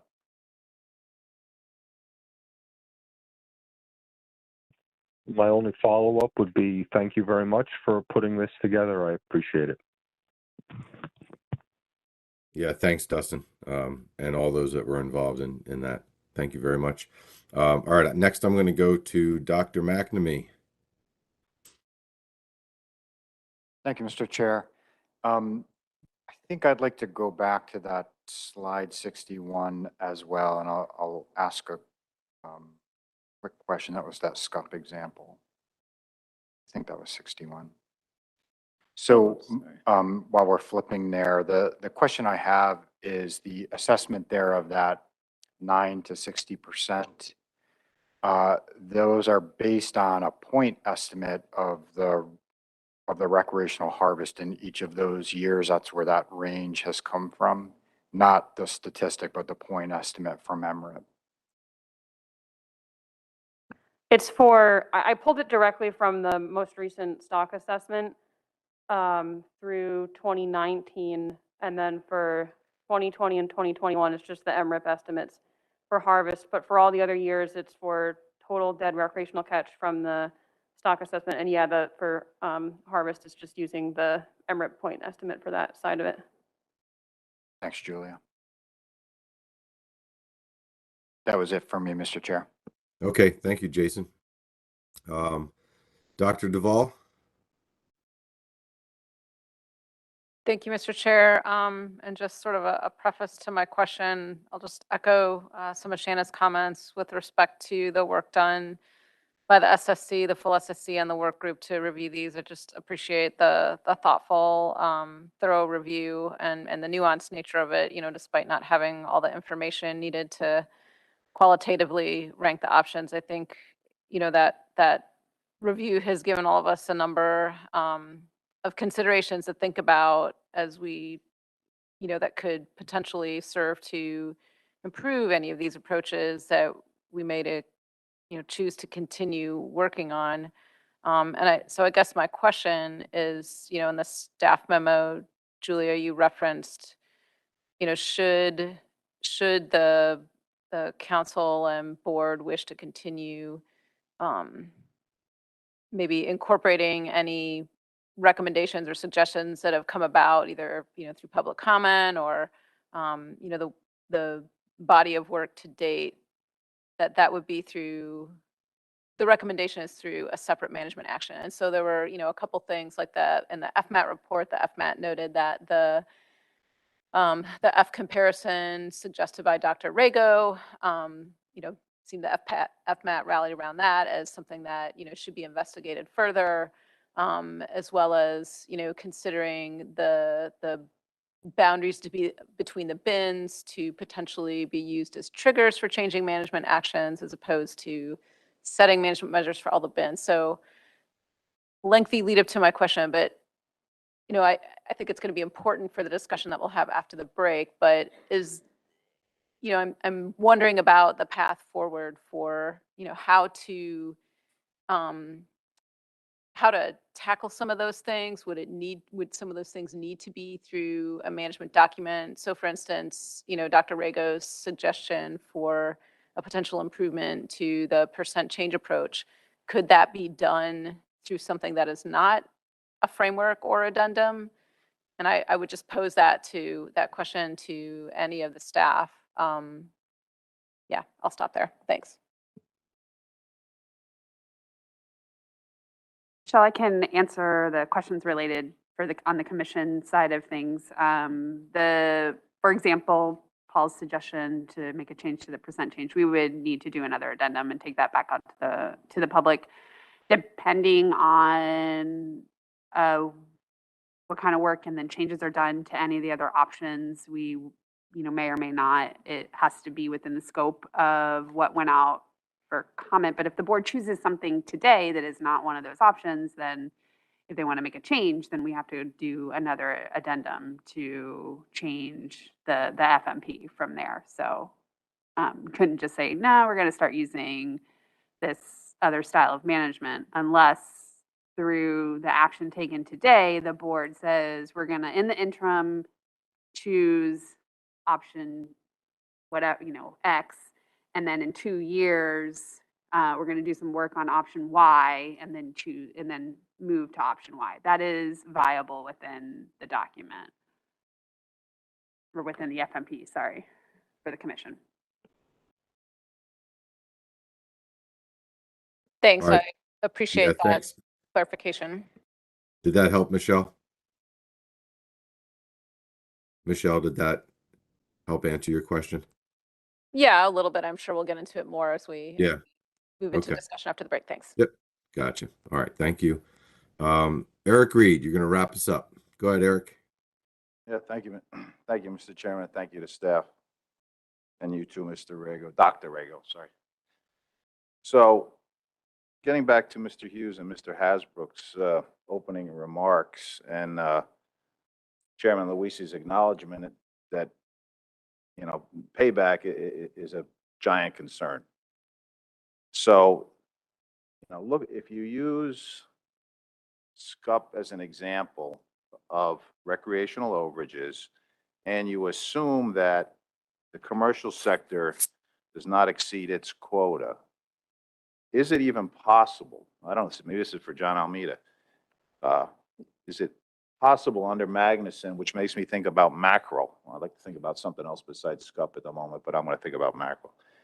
We're undergoing rebuilding for mackerel, and it has been said that the pain, so to speak, has to be shared somewhat between sectors. We have a conversation about possibly a bag limit for the rec guys, which they don't have before. But anyway, it's to share the pain. So my question is it even possible under Magnuson, given my example of SCUP overages in the recreational fishery and the assumption of commercial fishery being under its quota or no more than 100%, is it even possible to have a measure today as we go to final action that exclusively distributes any rebuilding option or accountability measure for stock status to one particular sector?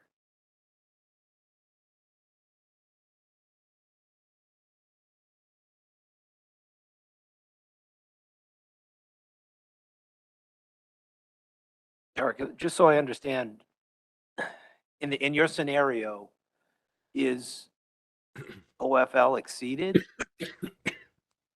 Yeah, if we go into an overfishing or overfishing is occurring or we're overfished, and the commercial sector has been under its quota or no more than 100%, but for the last 10 years, the recreational fishery has exceeded it, whether it's a point estimate or not, 9 to 60% year upon year. is it possible to make one sector have to absorb all the pain of a rebuilding program?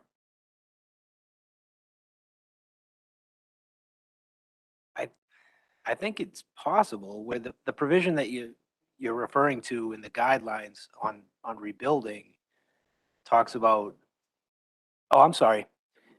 Yeah, let me get this closer. It talks about an equitable, kind of the way you described it, sharing the pain. But the flip side of that, I think, is it equitable for one side who didn't contribute to it to share the pain? So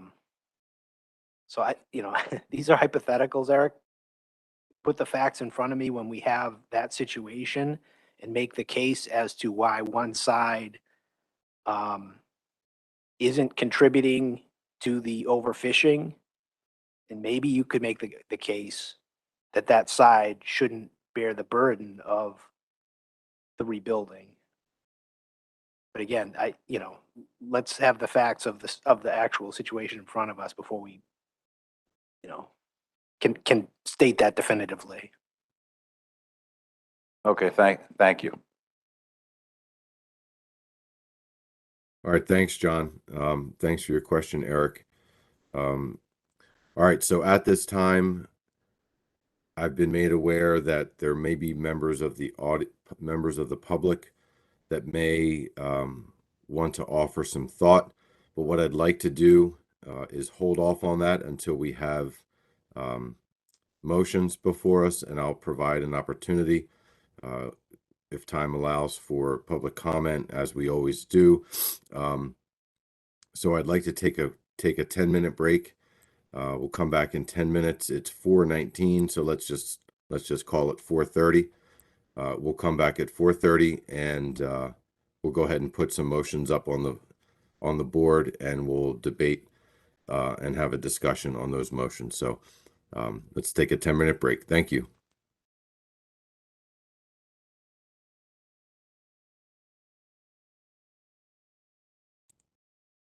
Okay, welcome back from the break, everyone. If I can just do a quick mic check to make sure I'm coming through okay. Can somebody just confirm they can hear me? Yep, can hear you fine, Mike. Okay, great. Okay. All right, so here I just want to make a couple points before we move into the next portion of this agenda item.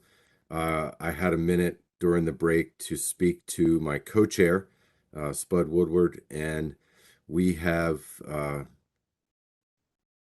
we've decided that we both would fully support a 6 o'clock target for wrapping these items up. And so I'm going to do the best that I can, as well as he will, making sure that we don't get too bogged down into the weeds. And this, these discussions could go all night, but we think it's fair to the folks who are participating to have some time frame in mind as to when we're going to make these final decisions. So I'm going to take that under consideration as we move forward. And, I may not be able to address everyone that has comment, but depending on the time limit, depending on the time, I might end up going back and forth between opposition and support for items that come up. So we are at the point where, as you heard, half an hour ago, the council staff have made a recommendation, but I've also been asked by Adam Nowalski to acknowledge him. I believe Adam has a motion to get the discussion started. So I'm going to go to Adam first and see, Adam, if you're there and you'd like to make a motion, I would entertain that at this time. Yes, I'm here. Yes, I will. And thank you very much. So before I make that motion, just a word of thanks here. The letter from the service we recently received highlights that this has been 4+ years in the making. This is certainly not something that we just concocted in the last year or two. Credit has to be given to Bob Ballou. On the one hand, I wish he was here to see what we finally put together today, because he had really brainchild for sea bass, doing something tying to assessment timelines and considering stock status. That then morphed into a conversation that was held in a hotel in Philadelphia during one of the council meetings with leadership from the board, council, Garfo, all there at the time, which brings us to where we are today. I think we all agree that nothing in front of us is perfect. But I think it's been made clear, particularly at this point towards the end of the services letter, that if we're not prepared to find a substantive different way forward, the service may not just use authority, but feel they may be required to make changes under their own authority. I think that language is pretty strong. So the first motion I want to put up here is not something just to try to ram it through and get us out of here at 6 o'clock. This is a collaboration of a number of council and board members that I've worked with, as well as staff at all levels. I do have some other motions depending on how this goes, but let's get through these one at a time. I'm looking forward to thoughtful discussion about it and establishing the administrative record for whatever action that we're going to make. So with that, Mr. Chairman, I believe staff has the motion that they're prepared to put up, and I'll go ahead and read that into the record. And I'll just say that I see this as an interim approach. Assuming I get a second, if this motion does win favor, we've got to work through some of the other options in the document, but it would be my intention, Mr. Chairman, to make another motion before we take final action of submitting this framework addendum that would essentially sunset this approach so that we can work on the other work that has been laid out, particularly Dr. Rago's and the SSC's comments with F-based work, as well as working with the bins. So I move to select in section 3.1, alternative B, the percent change approach with a hybrid approach of sub-options B1A and B1B, parentheses, for both liberalizations and reductions. The difference between the 2-year average RHL and harvest estimate not to exceed 20% or 40% change, depending on B to BMSY. And it just popped off the screen here for me, but I think I still got a copy. I can finish. Not to exceed 20 or 40% change, depending on B to BMSY. That is the lower value of the B1A and B1B options for the given B to BMSY ratio and parentheses, and sub-option B2A, 10% reduction or liberalization. And I look forward to the opportunity for a second and debating this as a way forward. Thank you. Yeah, thanks, Adam. Okay, I think it was just corrected because I couldn't see a lot of what was on the screen. It was way too large. But I think I've got it all in front of me now, as well as other. And to be clear, I'm making for this both for the council and the board. Yeah, I was going to clarify. So Adam Nowalski is making this for the council and as a representative of the policy board. So what I'm going to do first is ask can I get is there anyone that would like to second this motion on behalf of the council? Okay, I have Paul Reese's hand. Thank you, Paul, for that second.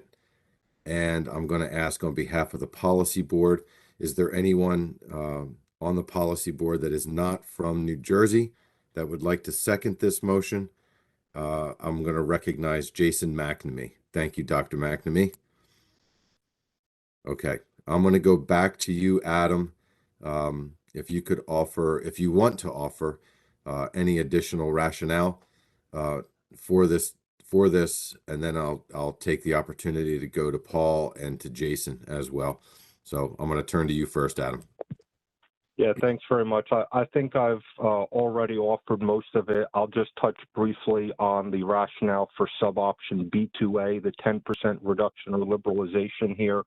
I think we've heard staff at multiple groups, at multiple levels, indicating that they feel we can't just turn a blind eye to the recreational harvest and RHL, that we have to be somewhat responsive to them in order to have our mandate of not exceeding an OFL. So I'm comfortable enough with that approach. I'm comfortable that it appears in bins whereby when it was a liberalization, it would be a very small liberalization if stock status was below the target. And also if stock status was exceedingly high, it would minimize the reduction that we would need to take. Again, thank you very much. Yeah, thanks, Adam. And maybe I'll ask you to speak to what you and I've discussed, which I think you alluded to.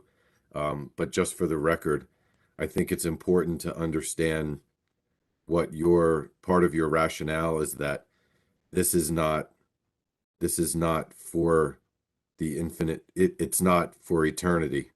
That there are things that you're thinking about that could provide, you mentioned a sunset provision. I think it would be important to recognize that it's not in the motion. And you mentioned that you would, if this were approved, it would be something that you would bring up in the future. But could you speak to what your thoughts are about the future after a sunset? So thanks for the opportunity. I think that staff laid out in their presentation today that were very discrete items that we could work on for multiple options in this document.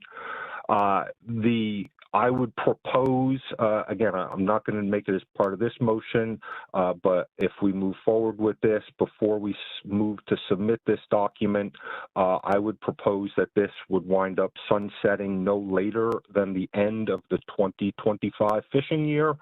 That would give us a year and a half to 2 years to work on the development.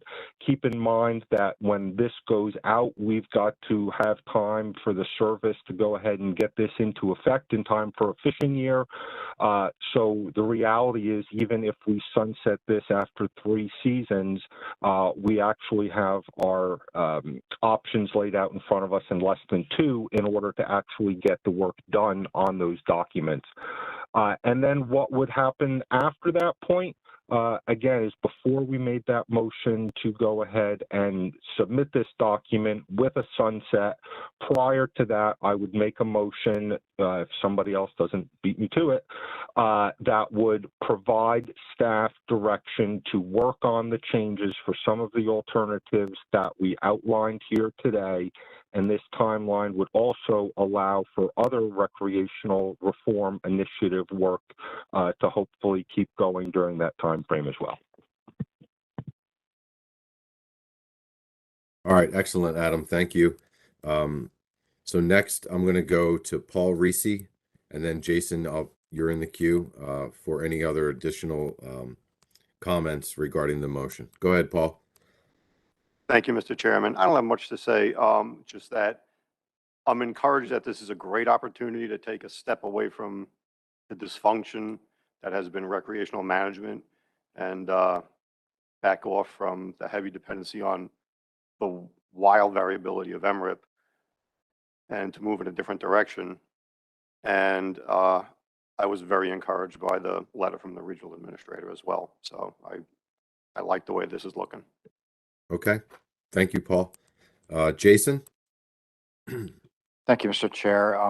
I guess the only thing I wanted to add into the mix here is just an appreciation for the staff recommendation. I thought a lot about that and how you've kind of characterized. It was thoughtful. I appreciated it. I guess in the end, where I feel that this is a better I'm having difficulty, I always come back to the context of what we're doing now versus what this future state will be. And I think all of the risks that exist with this future state that we've talked about today exist now.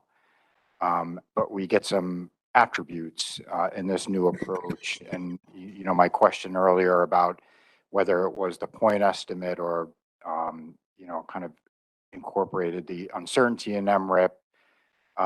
This is a first step towards, building towards using that recreational information as it's intended as a statistic. And I agree with the fact that the process the current state has improved over the years. I think, the addition of some of the outlier analysis and dealing with that has been an improvement, but the problem remains that everything we do in the current state, they're all separate.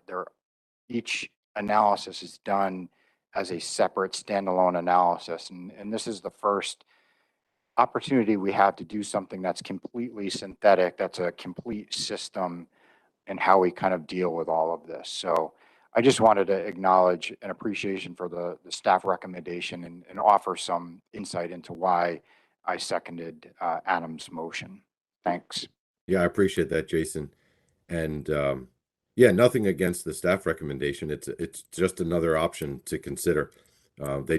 Staff do an amazing job considering and putting together that what I would consider to be an expert opinion on steps forward. But we do have a motion before us, and I'm going to ask for any other hands by members of the policy board.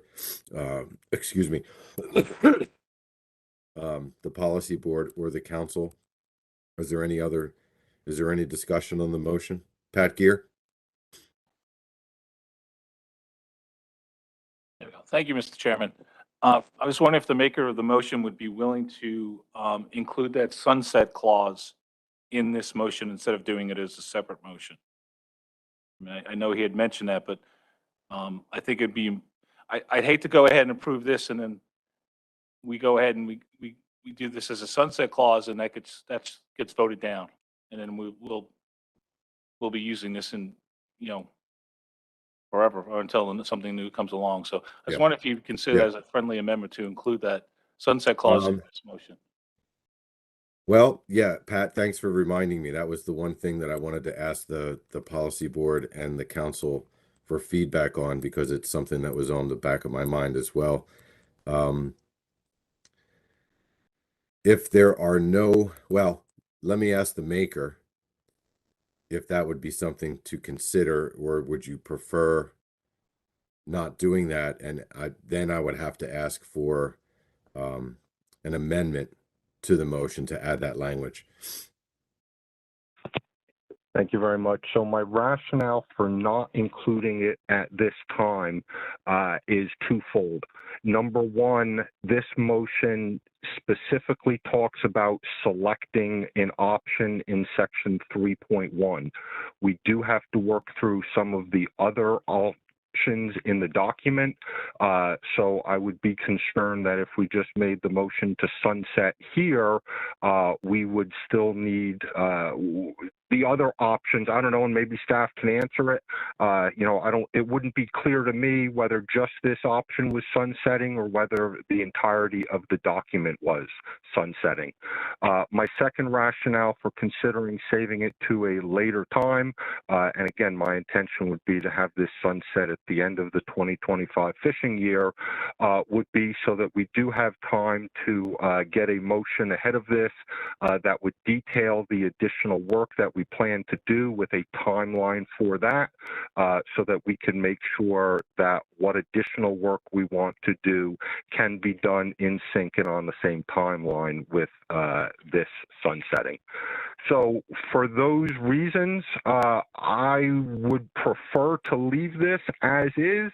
I think if there's a desire to amend this to include something now, I don't know if staff could weigh in on some of the issues I've raised here, but I wanted to offer that rationale and why I wouldn't just be comfortable accepting that as a friendly at this time. Okay. Yeah, completely okay, Adam. If that's not something you want to consider at this time. Pat, did you have a follow-up to that? I'm okay with that. I'm just concerned about breaking this motion up into, I've seen Adam's draft on this. I'm a little concerned about breaking this up into smaller pieces. And, if one of those pieces, it's like building blocks. If one of them falls out, does the whole process fail? So, but Are you prepared to make an amendment? sure, I'd make an amendment. Okay. You want to move to amend to add a 2025 end of fishing year sunset to this? I would move to implement this in 2023 with a sunset no later than the end of the 2025 fishing year. Okay, let's get that on the board. I can't, well, you guys I know are. Stephen, can you scroll down? Yeah, I'm not able to see what's happening here. But we'll just take our time and get it right. Which body or bodies is that motion for? So Pat's making that. Pat, I think Shanna represents Virginia, right, on policy board. So you're making that on behalf of the council? Or are you both? I can do both because I'm the administrative commissioner. Okay. I can do both. Okay. She's So we'll go representing ahead. Monty Mason today. Yeah, you can deal with Shanna later on that one. Yeah, it's all right. So we have a motion to amend to implement for 2023 with a sunset no later than 2025 fishing year, made on behalf of the council and the policy board by Pat Gear. Pat, if you can put your hand down, let me see if I can get support for that. Mike Pentney, are you supporting that on behalf of both the council and the policy board? Yes, Mr. Chair. Okay. Okay, so we have a motion to amend. And so now I'm not going to consider any additional motions at this time. We have two motions before us, and I would ask for any comments as to both of the motions. And we're going to call the question here shortly. I see Tony Kearns has her hand up with ASMFC. Go ahead, Tony. Just a technical bit for Sure. the motion itself. Yeah, It would please. be move to amend to add the following language.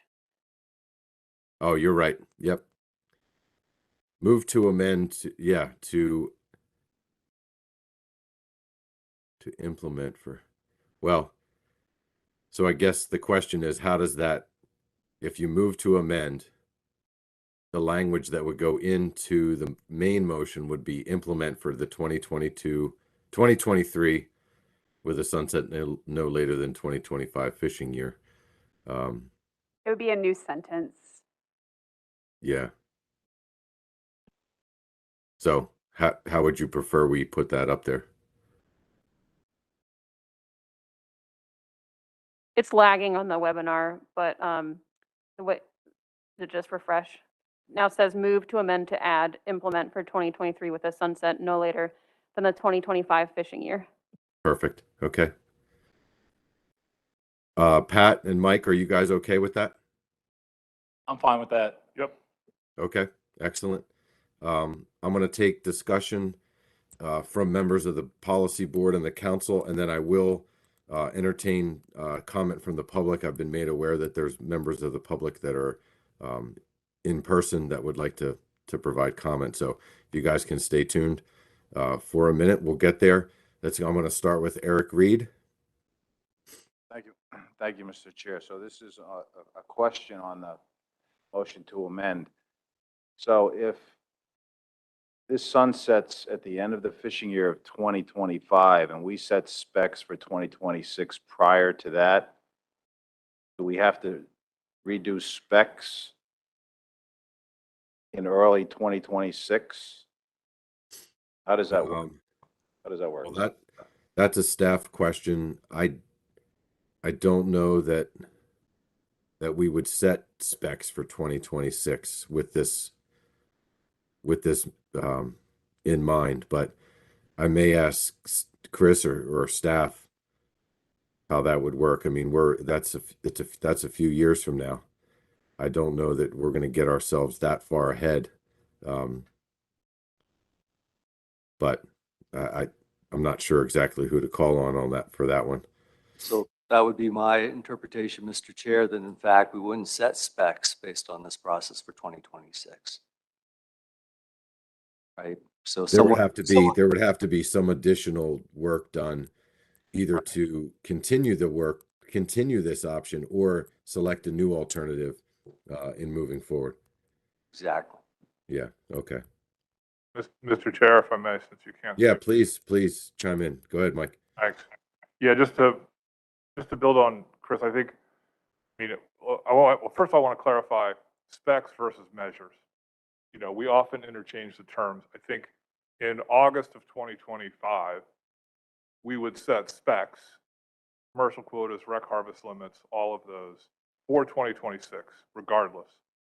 But December of 2025, when we would normally meet to set rec measures, if we have not at that point taken any action to either extend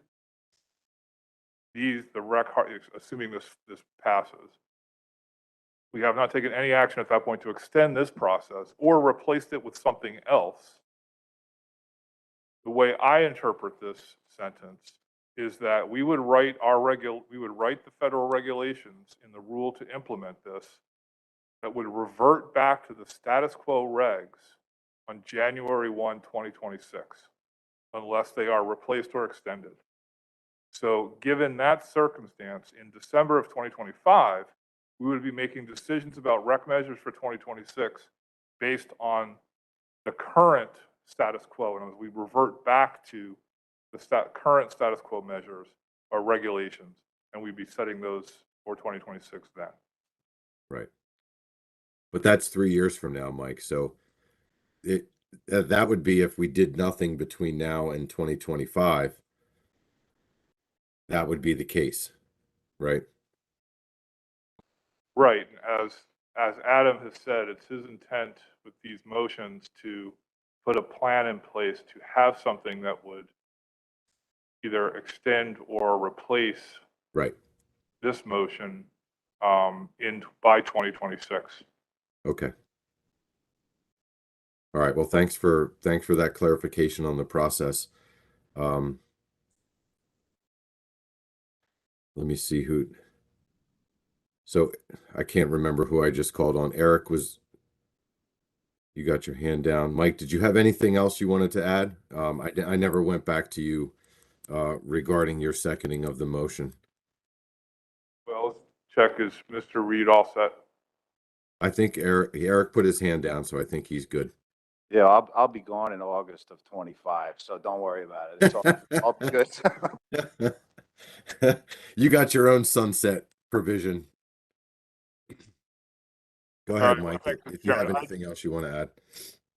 Yeah, I did have my hand up just to make a comment that, I support the underlying motion that Adam made in terms of the percent change approach as he's described it here. I think it is a step forward for all of the reasons in my most recent letter, as well as some of the concerns I raised in our April letter, and that we've raised kind of throughout the process.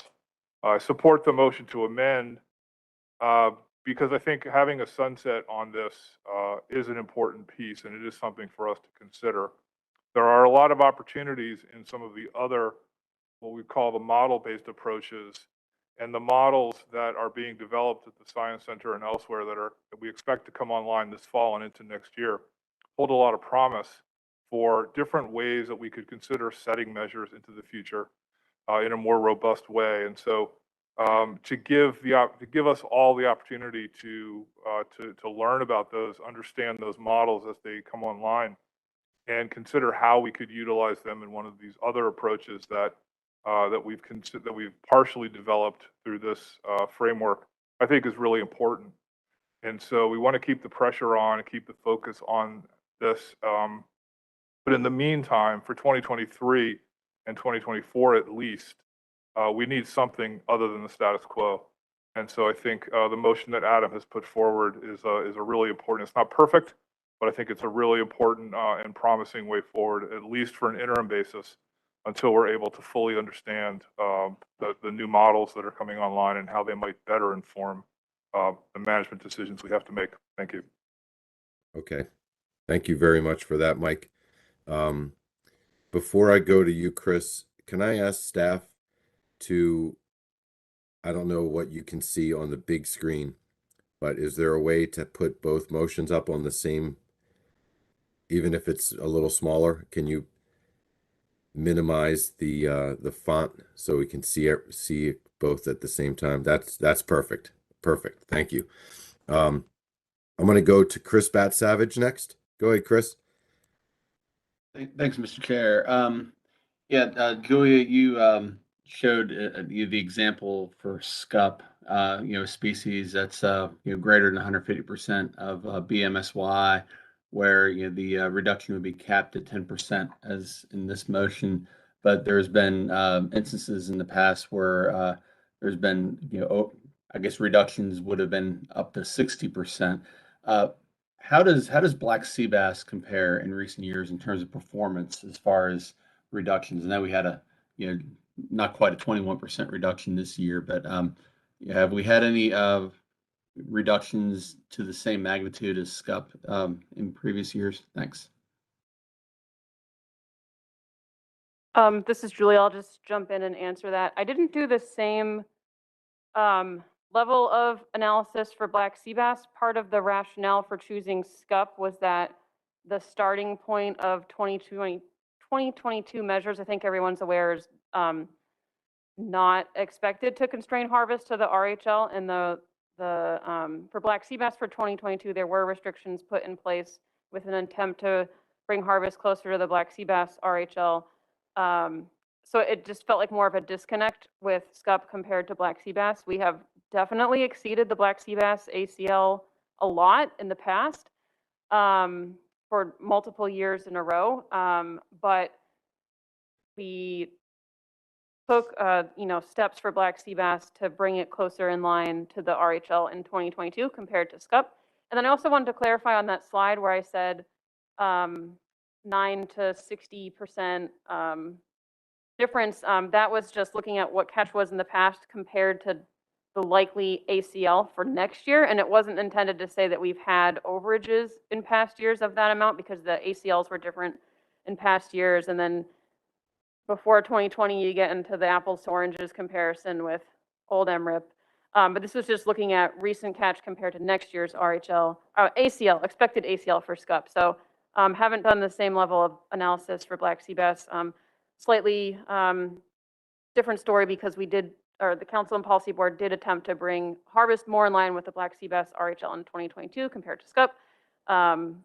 So kind of a rambly way to say that I don't have that same level of comparison, because we thought that scup was like, really highlighted that disconnect there more so than the other species.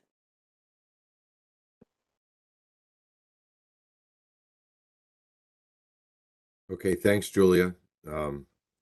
Any follow-up on that one? That helps. Thanks. Okay, thanks, Chris. I'm going to go next to Justin Davis. Dr. Davis, go ahead. Thank you, Mr. Chairman. I just wanted to note quickly that I do support the underlying motion here. I think this is an appropriately cautious step forward into this realm. Importantly, I think it's in keeping with the public comment we got that there was just too much uncertainty around options C through E to move forward at this time. So moving forward in this way buys us some time to continue to work on those options, one of which I think will probably ultimately be the best long-term solution. I also just wanted to note that unlike the other options, the percent change approach doesn't prescribe what the appropriate starting point is. It just sort of dictates relative changes from one year to the next based on what's happening with the RHL and biomass. So I think some determination will have to be made about what the appropriate starting point will be if we were to pass this motion. And along those lines, I would just hope some consideration could be given to the fact that for 2022, particularly with sea bass, despite biomass being really high and a recommendation from the monitoring committee for status quo measures, the board and council did ultimately adopt a 20% or measures that would achieve a projected 20% reduction in recreational harvest, and also adopted much more conservative measures for scup. So I would just hope that that can be taken into consideration when deciding on the appropriate starting set of measures for this interim approach. Thanks. Yeah, thanks, Justin. I appreciate your comment. All right, I'm going to go lastly to Pat Gear for the last word, and then I'm going to go to the audience for a couple quick comments, and then we're going to we'll call the question and move forward. So, Pat. Thank you, Mr. Chairman. I hope this doesn't cause any problems, but I wasn't looking at what was written down. I was too busy trying to listen to everybody over the hurricane that's been blowing over us all afternoon from the AC. There's two words missing in this, and I'm certain I said it's no later than the end of the 2025 fishing year.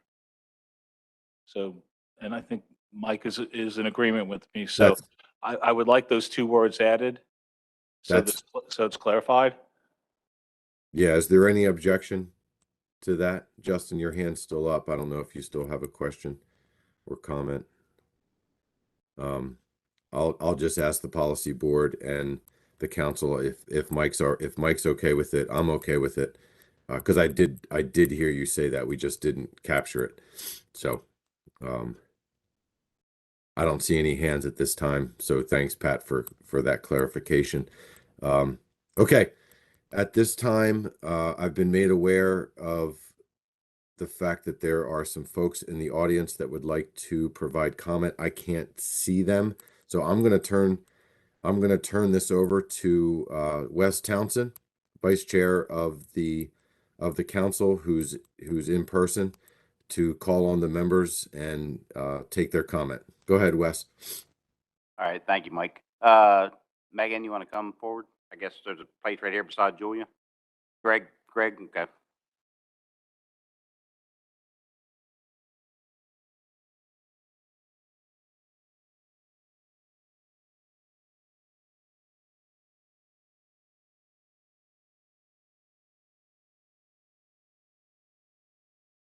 Mr. Chair, I hope, well, again, I'm Greg DiDomenico, Lund's Fisheries. I'm sure, Mike, you can hear me. I had anticipated. What's that? I said, yep, I can hear you just fine. All right. I had anticipated to ask some clarification questions and some other type of questions before I made my mind up in this motion. So I'm not prepared to make any comments on the motion, but I hope you will allow me just a little bit of latitude here to ask three questions for clarification, one to the executive director, one to Regional Administrator Pentney, and the other one to the staff. Is that okay? Yeah, I'll give you that latitude. Go ahead, Greg. Thank you, Mike. Thank you. One for the staff, if possible.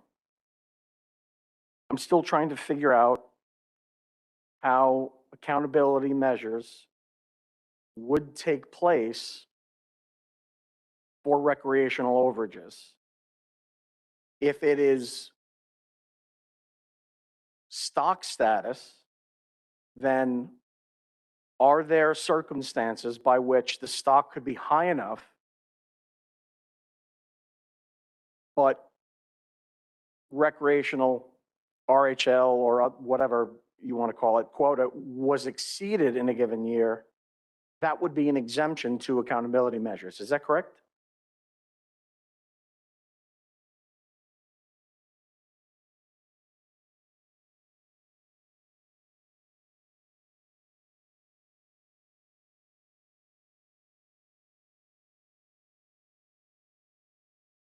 I'm sorry. We're staff are just trying to think of the best response. Okay. To this. Yeah, I cut off for a second. So yeah, I'm going to leave it up to you guys for thinking about how you might want to answer that. Julia, Mike's got an answer if you want Mike to answer it. Greg, if I'm understanding your question, and I'm going to restate it to make sure I understand your question, is there a biomass level at which, if the recreational fishery exceeded its RHL, there would be no accountability? The answer to that is yes, currently. The current accountability measures state that if biomass is above BMSY, then adjustments, then adjustments can take place to measures, but there's nothing required. And again, remember that we never look at last year's catch relative to last year's RHL to determine if an overage occurred and more restrictive measures were necessary. Under the current regs, we look at last year's catch relative to next year's RHL to determine whether more restrictive or less restrictive measures are necessary. And that happens under the current system. But a payback or accountability measure because of a previous overage does not apply if biomass is above BMSY. Well, Mr. Pentley, I'm glad you chose to answer the question, because my second question was, and you were there and the executive director was there in 2013 for the ACL AM omnibus amendment that this council did. What's the difference between the ACL omnibus amendment from 2013 that we're currently using, as you described, to what is going on? What would be the impact or the intention of this motion? How is it different?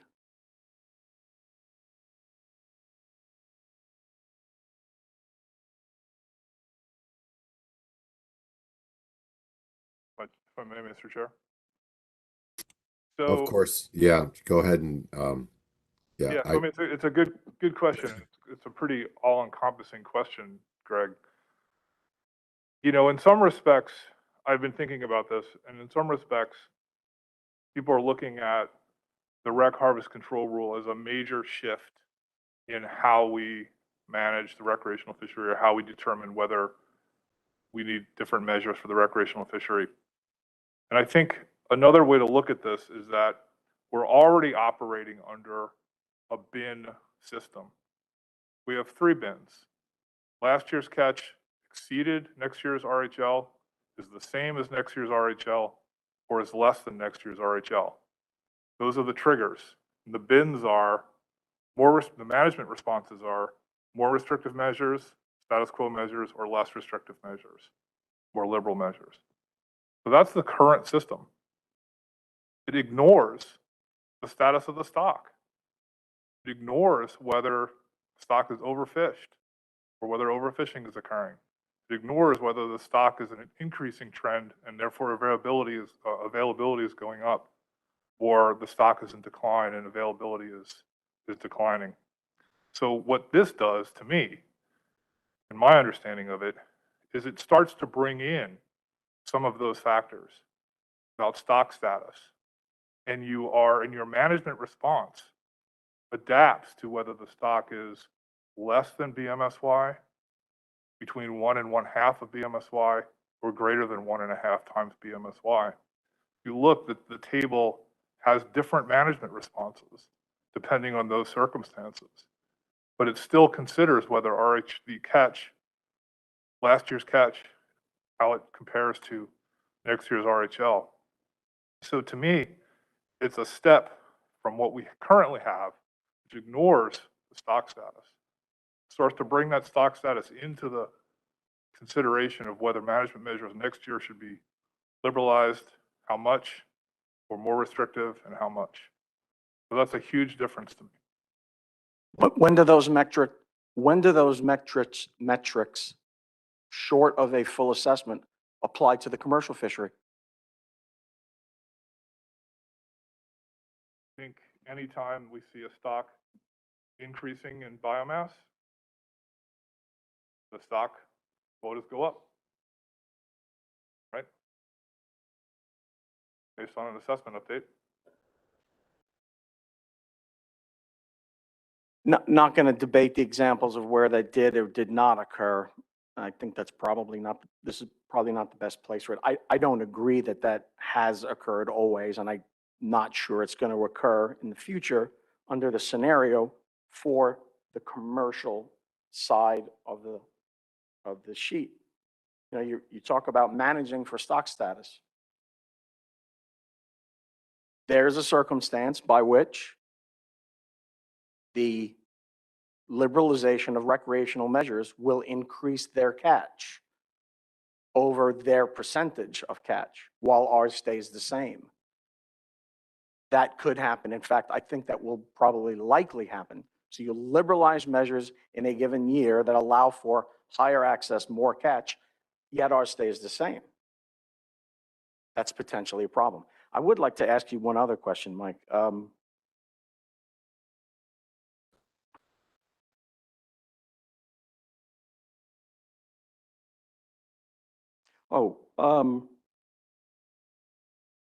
Is it the agency's intention to use final action as final approval today? Because you're going to suppose, you may push this motion forward today. The next SSC meeting for recreational measures for next year, I think, is in 6 weeks. So will you be using, is it the agency's intention to consider final action today as final approval to use these measures before they're approved? Or clarify for 2022? 23. Okay. The final action today by the council would still go through the normal rulemaking process. So we would be working to do the review, Magnuson Act review of the framework adjustment with the intention of making a final decision and informing the council prior to the December council meeting so that it is aware of our decision and the expectation of what the regulations would be for the 2023 fishing year. Right, but the SSC and the staff have to do specs, have to start with rec specs, I think in 6 weeks or something in August or July. Will you be applying this motion to those deliberations?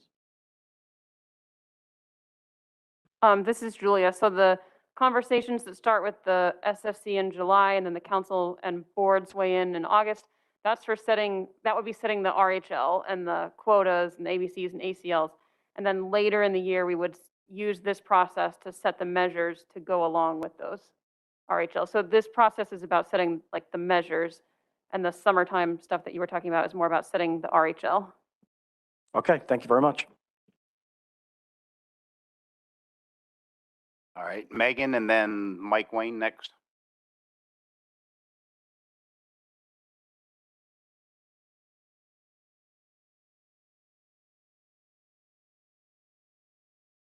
Thank you, Mr. Chairman. Megan Lapp, Seafreeze. I do not support the underlying motion. And the reason for that, I think, was pretty well delineated with some of the discussion earlier. I believe it was Ms. Madsden who asked if there was a requirement to reduce harvest greater than whatever is set in this motion, what would happen? And the commission said that, no, you would need to stick with this. So on Julia's slide earlier, the overages were 60%, 40% isn't 60%. And I understand that right now accountability measures for SCUP, for example, are not being enforced because the stock is above BMSY. But you know what? There's a couple of stocks, I truly believe, that are in this stock complex that, we might need reductions before 2025. And if that's the case, is commercial going to get cut 50% or 60%, and the recreational sector will be held to 40%? That's a problem. And I will also mention that for SCUP in particular, Seafreeze and Lunds just invested a lot of time and a lot of money in SCUP MSC certification. The MSC certifiers look at very intensively at all sources of mortality and accountability, harvest accountability. And if this type of management goes forth for the recreational sector for SCUP, that could jeopardize our investment, our time, through no fault of the commercial fishery. And that's also a problem. Thank you. Mike Wayne?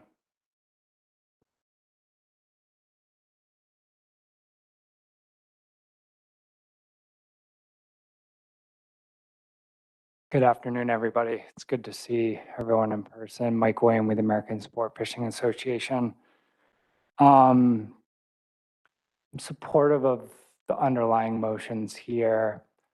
I think NOAA Fisheries has made it pretty clear that nothing in the harvest control rule addenda changes the requirement of the Magnuson Act.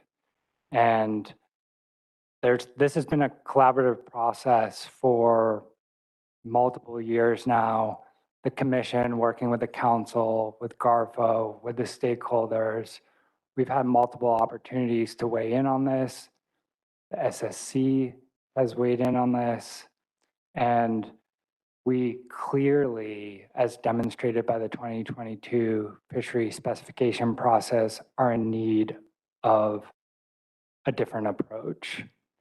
And to me, I ask, well, is the risk too much to bear here?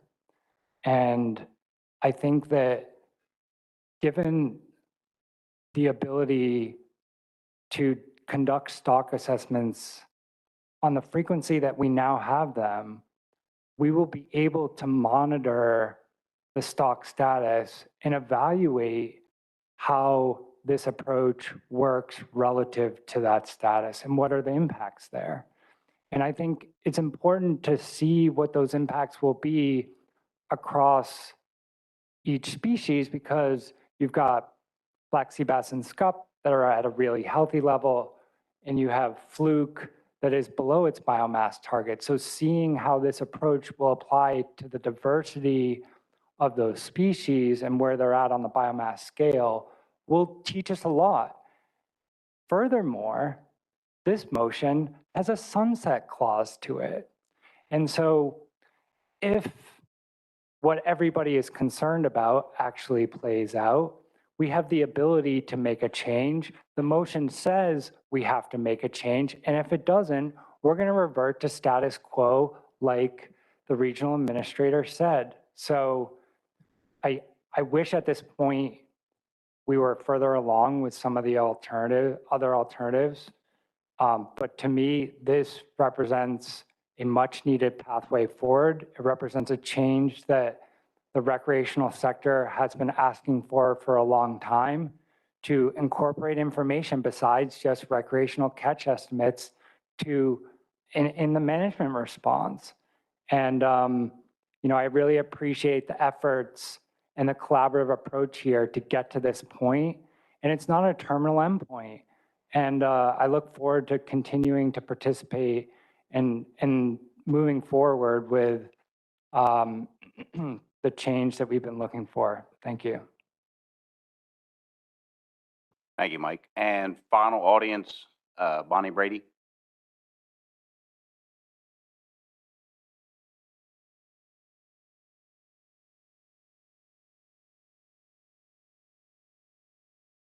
I get to close the room. How exciting. Hi, everybody. Welcome to New York. Bonnie Brady, Long Island Commercial Fishing Association. We live in a town in Montauk that's pretty heavy duty commercial and recreational and charter altogether. And most of us, for the most part, we all get along and we all grumble about the regs and how they suck and how they don't really show what's happening out on the water. I don't know of any commercial fisherman that inherently wants to see a charter guy, a rec guy, a bait guy, tackle guy, any of those guys or women get screwed and have less business for their businesses, because that's their livelihoods. But, we had the MRIP issue where we had to give a bunch more of ours to them because, MRIP said so. And now that has changed allocations, now, we want to get a little bit away from MRIP. Let's do something instead. I see maybe, well, you were there then, because you're old. And Chris, you were there too. Back in the 2000s, Fluke went down this road. You know, the recs were 300% over, 400% over. I mean, it just crazy numbers for years. Our ABC got cut. It was an overfished stock. Paul, you were probably there too at the time. We suffered the consequences of unabated catch that wasn't known about until it was too late. You know, the SSC did say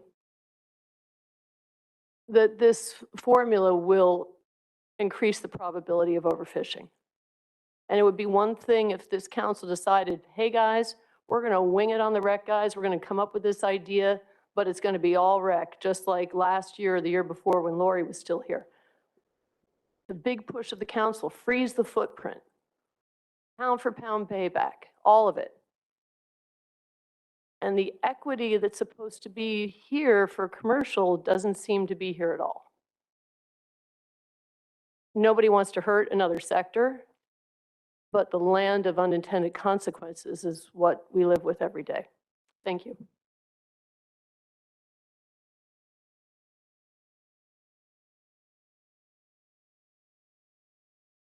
That's it for the audience, Mike.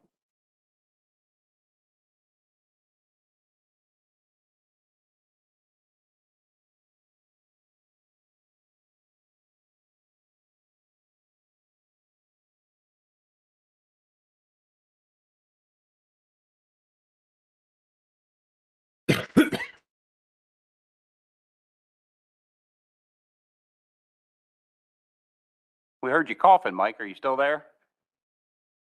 No, I'm here. All right, Yeah, we're done with the audience. Okay, excellent. I appreciate that, and thank you for the participation from members of the audience. I'm going to bring it back to the council and board table. I'd like to call the question on this. I really would like to still stick to our original plan. I'm just doing a time check.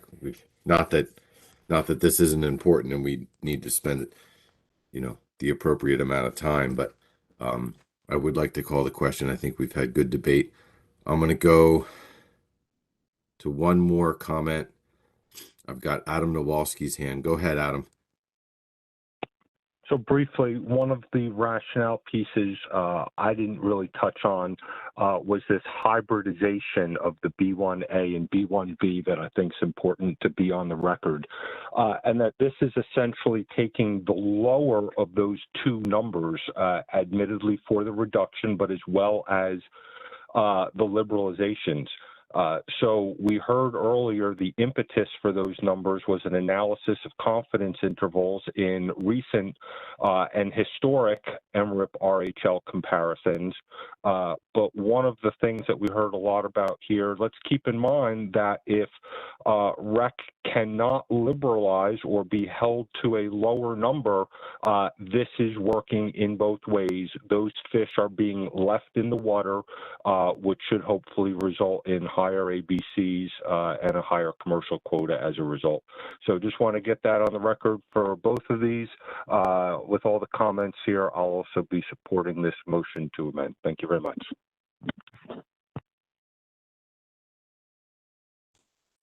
Okay, thanks for that, Adam. Kate, I see your hand up, but what I'd like to do is I want to call the question on the motion to amend, and then there'll be an opportunity to provide comment on the main motion if the motion to amend passes. So please feel free to put your hand back up if that's the case. So we have a motion to amend. The motion is move to amend to add implement for 2023 with a sunset no later than the end of the 2025 fishing year. And I'm going to start this. I'm going to call the question on behalf of the council. Let's go ahead and do hands. Based on the comments I've heard, there seemed to be a lot of support, but I don't know that we'll get full support by the council. So, so all those members of the council that support this motion to amend, please raise your hand.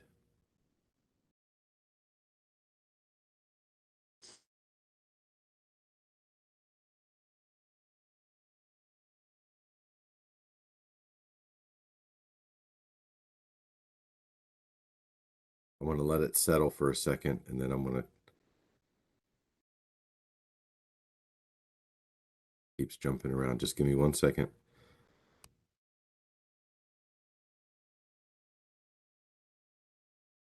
Okay, I'm going to just read the names quickly, and if staff can help me with the count.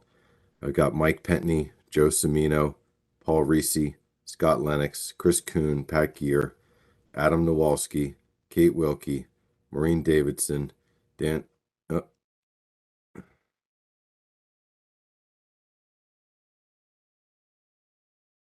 Farnham, Michelle Duvall, Sarah Winslow, David Stormer, Tom Schlichter, Peter Hughes, Sonny Gwynn, Dewey Hemmelwright, Wes Townsend. Fmat Savage too. Oh, I'm sorry, Chris, if I missed you. I think you might have popped in there. It's showing up alphabetically on my screen. Chris Bat Savage as well. Sorry about that. So that's 19 in favor. If I could ask staff to, Left or me out. who else did I leave out? Skip, Feller. Oh, I'm sorry, Skip. I don't know how I missed you. Go ahead. Yeah, Skip Feller as well. So that's 20. With me being number 21, I'm going to say there's no opposition and no abstentions on behalf of the council. And now I'm going to turn it over to Spud. I don't know if there's a need, Spud, for a short caucus, but if you think that's necessary, I'll leave that up to you to call the question on from the policy board. Thanks, Mike. All right, if there is a need to caucus for the policy board, you need policy board members, just raise your hand real quickly. And Tony, if you can identify them for me if there's a need to caucus. I don't see a hand, Spud. All right, thanks. In that case, then Tony, I'm going to let you manage this since you can see who's voting. So Tony will call the votes. Yays, nays, nulls, and we shouldn't have any abstentions. So Tony, can you handle that for me? I will do, Spud. All in favor, please raise your hand on the webinar. And I ask that folks keep your hand raised until I'm finished. The names jump around otherwise.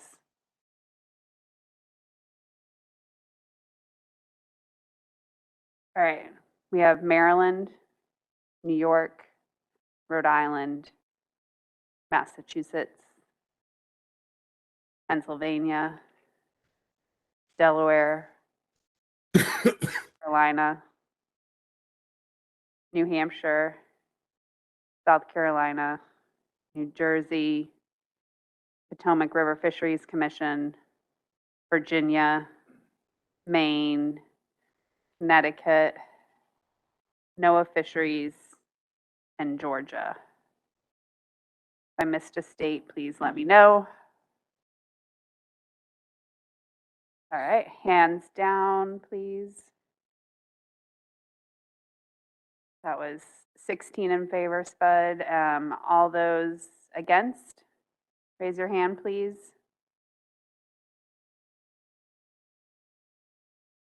I have no hands against. Any null votes, NULL? I have no null votes. Any abstentions? I have no null votes. All right, thanks, Tony. No. All right, Mike. So motion passes the policy board unanimously. Okay, thanks, Spud. Okay, so what I'd like to do is ask staff to make that amendment to the motion by adding that language to the last sentence after the parentheses. I think that's the best place for it.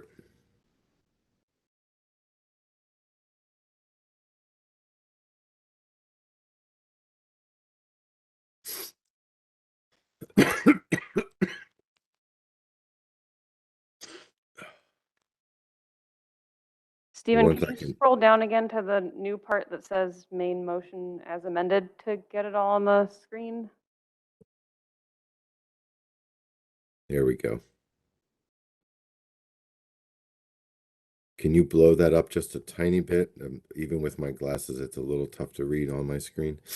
That's perfect. A little smaller. It's there you go. I can see it all now. Okay, so now we have a main motion, property of both the policy board and the council.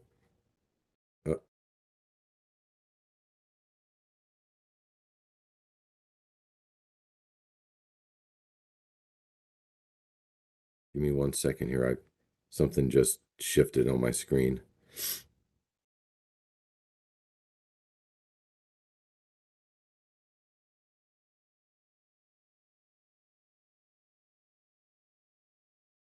It looks different on my screen. I'll go check with Stephen.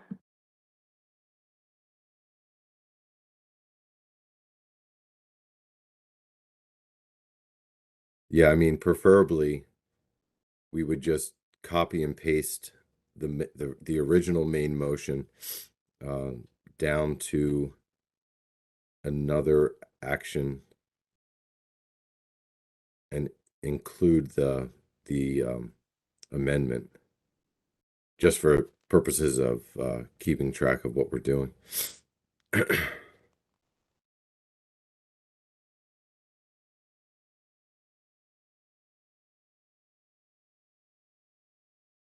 Okay, so I'm looking at the main. Oh, it just changed again.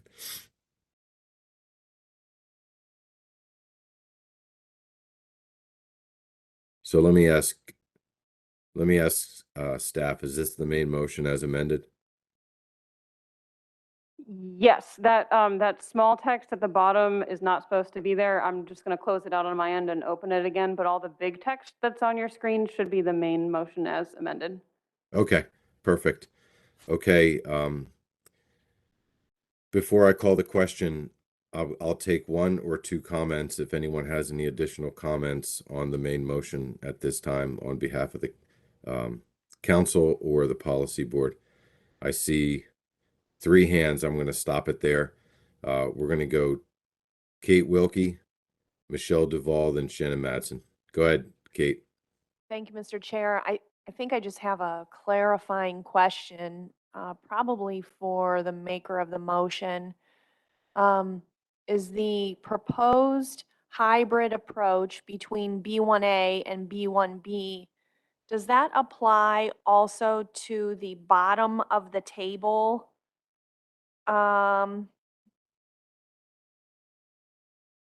Row C for the biomass less than 1 and biomass between 1 and 1.5. I hope you understand my question.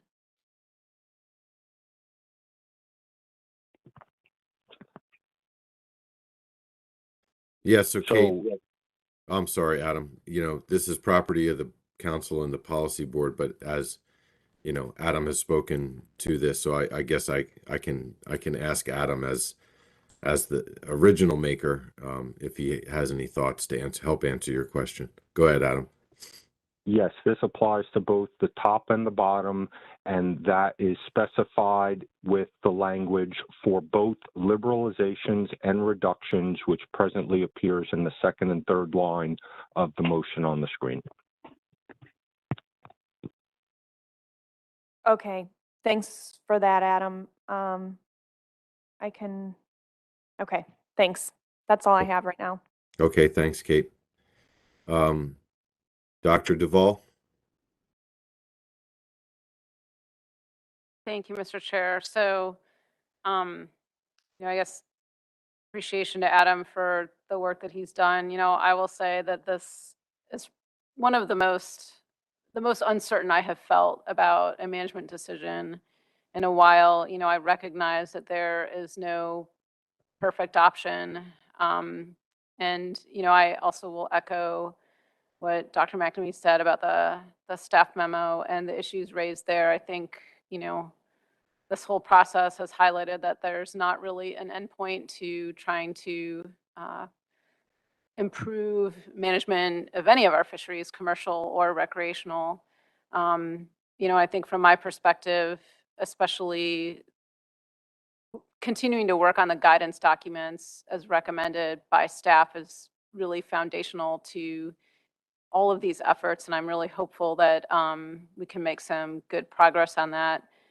I think my ideal would be to, see this option implemented for 2023 while having continued work on the improvement that was suggested by Dr. Rago during the FMAT meeting, and have that, in my ideal world, that would be ready in time for spec setting and development of recreational management measures next year when we receive updated management track assessments and sort of folding all of that together. But I know that we do not have the resources to do that.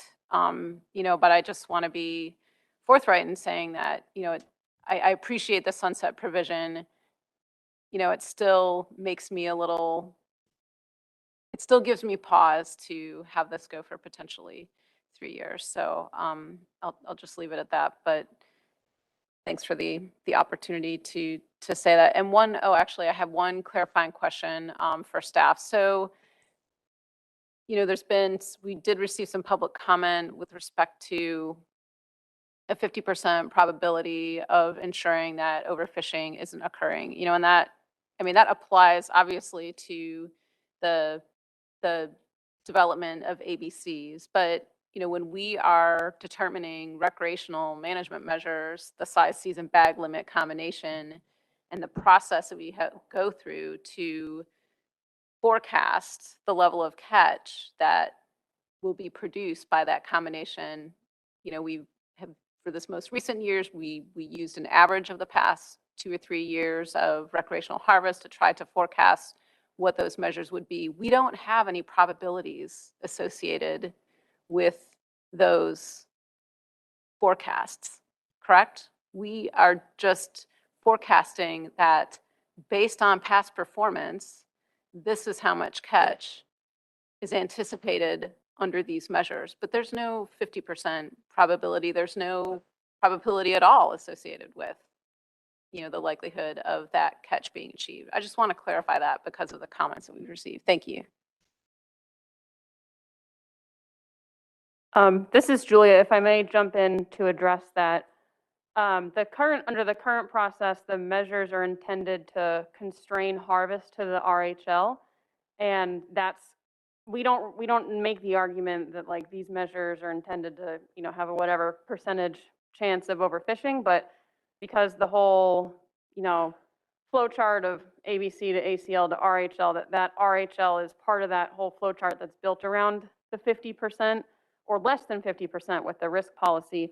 That's kind of how we don't even necessarily explicitly say that, but that's the logic there, in that preventing RHL overages, you're part of the whole kind of flow chart that's built around whatever the ABC percentage is. And then under some of these approaches, we're potentially doing a percentage reduction or liberalization that is not necessarily what you would do to meet but not exceed the RHL. So, we don't, it's not like under the current process, we say like these measures have a certain percentage probability of overfishing, but it's more like by trying to meet but not exceed the RHL, it kind of feeds into that process.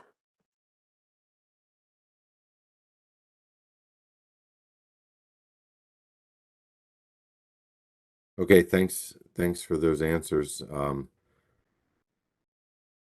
I've got 2 more hands, and I'm going to stop it there, and we're going to vote on this motion. So I just ask that the folks, if the question, just be cognizant of the time, and we've had a pretty long debate on this. So I'm going to go next to Shanna, and then I've got Rick Bellavance, who's representing the New England Council as a liaison to the MID. So go ahead, Shanna, and we'll go to Rick after that, and then I'm going to call the question.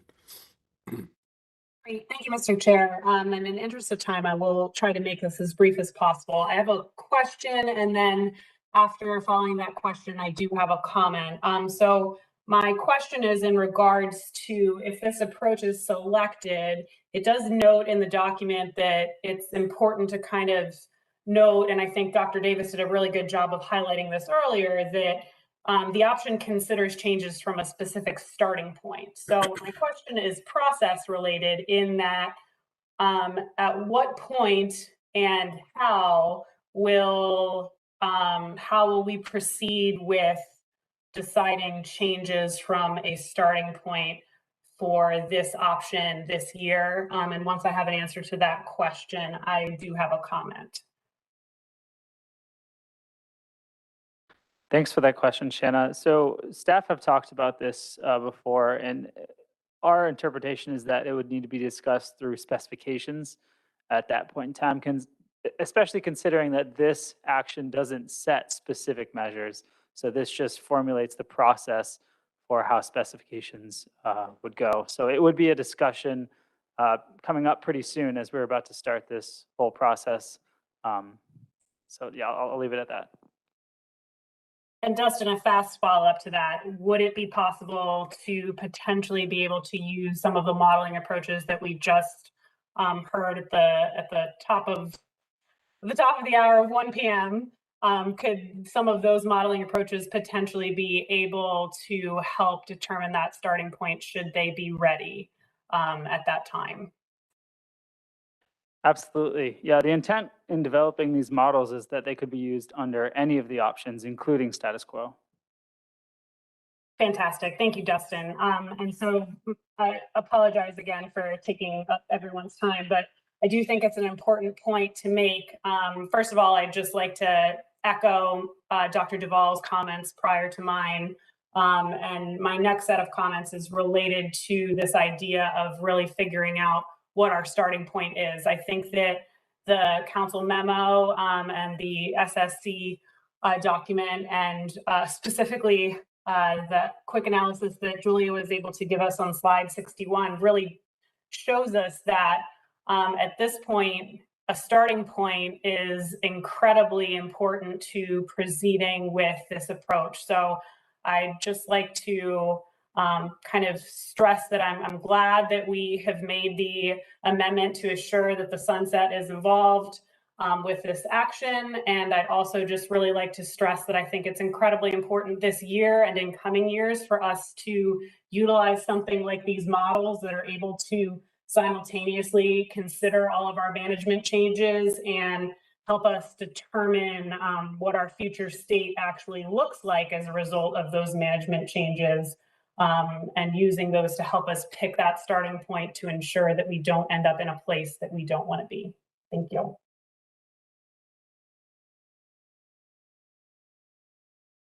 Okay, thanks for that, Shanna. Rick Bellavance, you have the last word. Thank you, Mr. Chairman.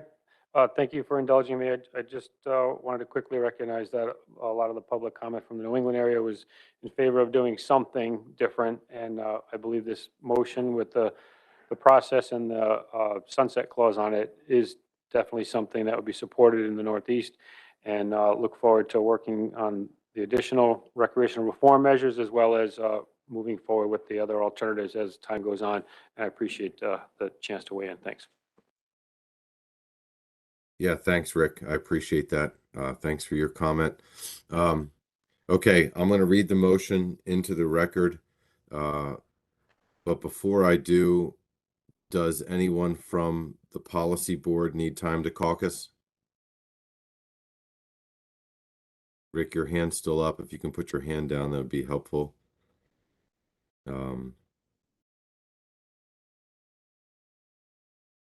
Okay, seeing no hands up. Oh, I just realized that I think the policy board's up. So Spud, you get to read this motion into the record and call on the policy board first, and then I'll take it over from there from on the council end. It just came to me. So I'm going to turn it over to you, Spud. Okay, I got it, Mike. So I will read the motion into the record. Move to select in section 3.1, alternative B, parentheses, percent change approach, close parentheses, with a hybrid approach of, hard for me to read, of sub option B1A and B1B for both liberalizations and reductions. The difference between 2-year average RHL and harvest estimate not to exceed 20% or 40% change pending. My little unmute.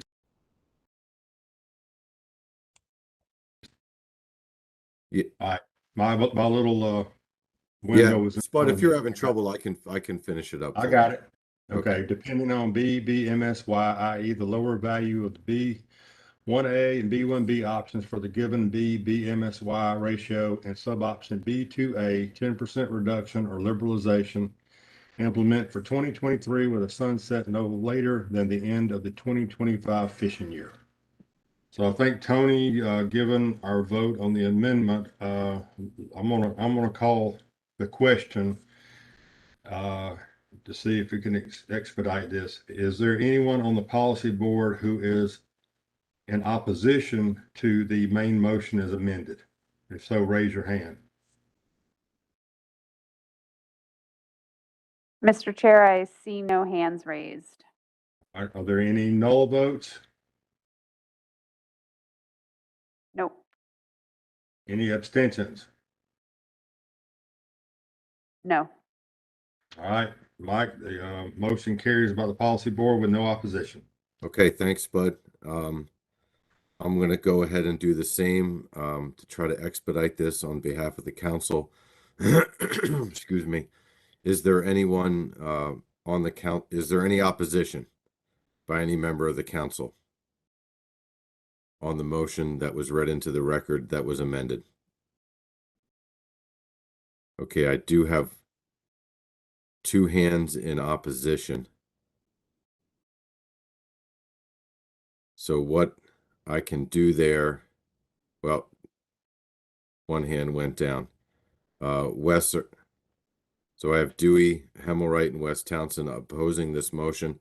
So I'm going to call the question, and Dan Farnham's also opposing. I'm going to say it's going to be 17 in favor, 3 against. I think that's appropriate, unless I need to get the affirmative. I'm going to ask Chris or someone else to help me out there if I need to actually call the question on the affirmative. But with 3 opposing and with 21 members, including me, which I'm not planning to vote, that would be 17 for and 3 against. Mr. Chairman, I think your math is correct, but I think for the record, it'd be good to call the question. So I do it exactly the way that you do it every other time. Okay. I appreciate that, Chris. So we did get those members who opposed. I'd like to see the hands for those that support the motion as read into the record and amended.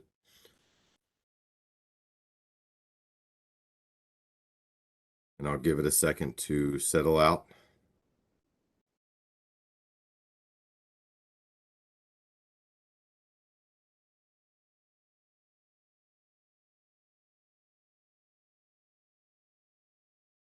Okay, and please check me if I miss you. But I have David Stormer, Scott Lennox, Mike Pentney, Chris Bat Savage, Paul Reese, Pat Gear, Joe Semino, Kate Wilkie, Chris Kuhn, Skip Feller, Maureen Davidson, Adam Nowalski, Tom Schlichtner, Peter Hughes, Sarah Winslow, Michelle Duvall, Sonny Gwynn, and that's all. Those are all the hands that I see.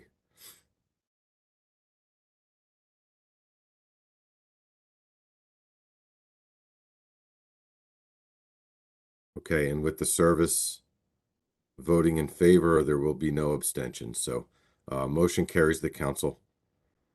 Thank you for that debate and discussion. I think we made some significant strides in our recreational management in moving forward. And as it was mentioned a number of times, this may not be the silver bullet. It may not be what stands, years from now, but it's progress. And I appreciate the debate and the discussion. I'd like to move on. We still do have a number of other motions that need to be considered as part of the amendment. I'm going to ask, based on the notes that I have, because this motion carried, let me ask staff, do we don't need to take up anything under section 3.2? Those are the notes that I have from our meeting. Correct. Okay. Section 3.2 only pertains to options C, D, and E. Okay. So we can move on to section 3.3. Correct. Okay, excellent. I'm going to go to Adam Nowalski to see if Adam has a motion prepared, or I know he does, for an alternative under section 3.3.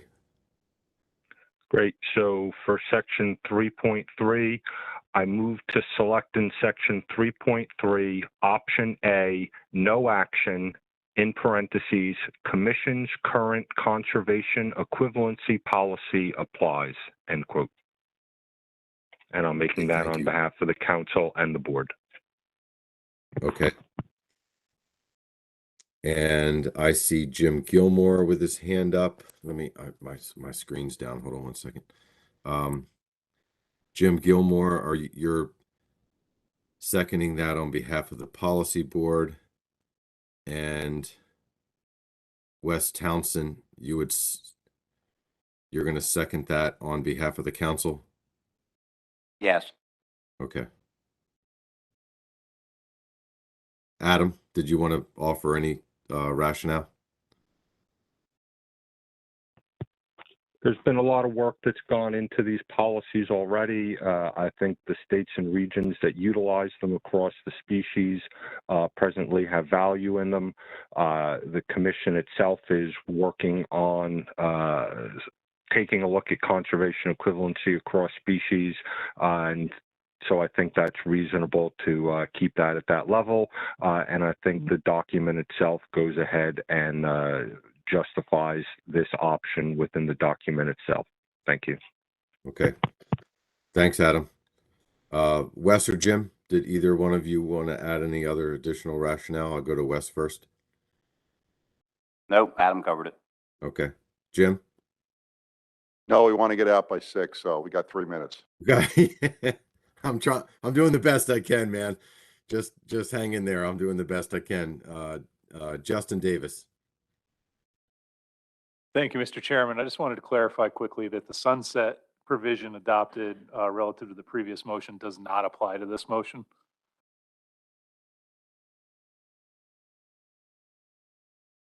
That's a good question. I'll have to ask staff how that would work.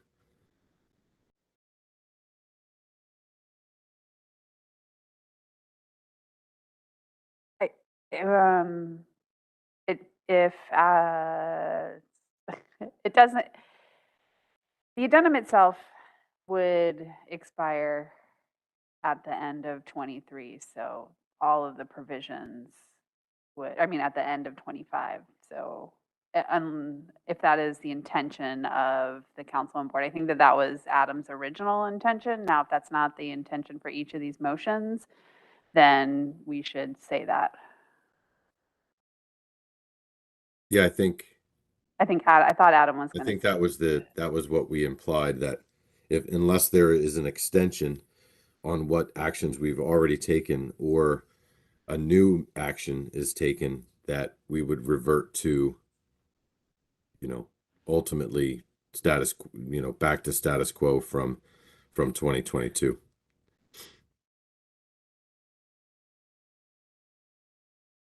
And Mike, this is no action anyway, so it doesn't even apply to this. Sure. No, I understand.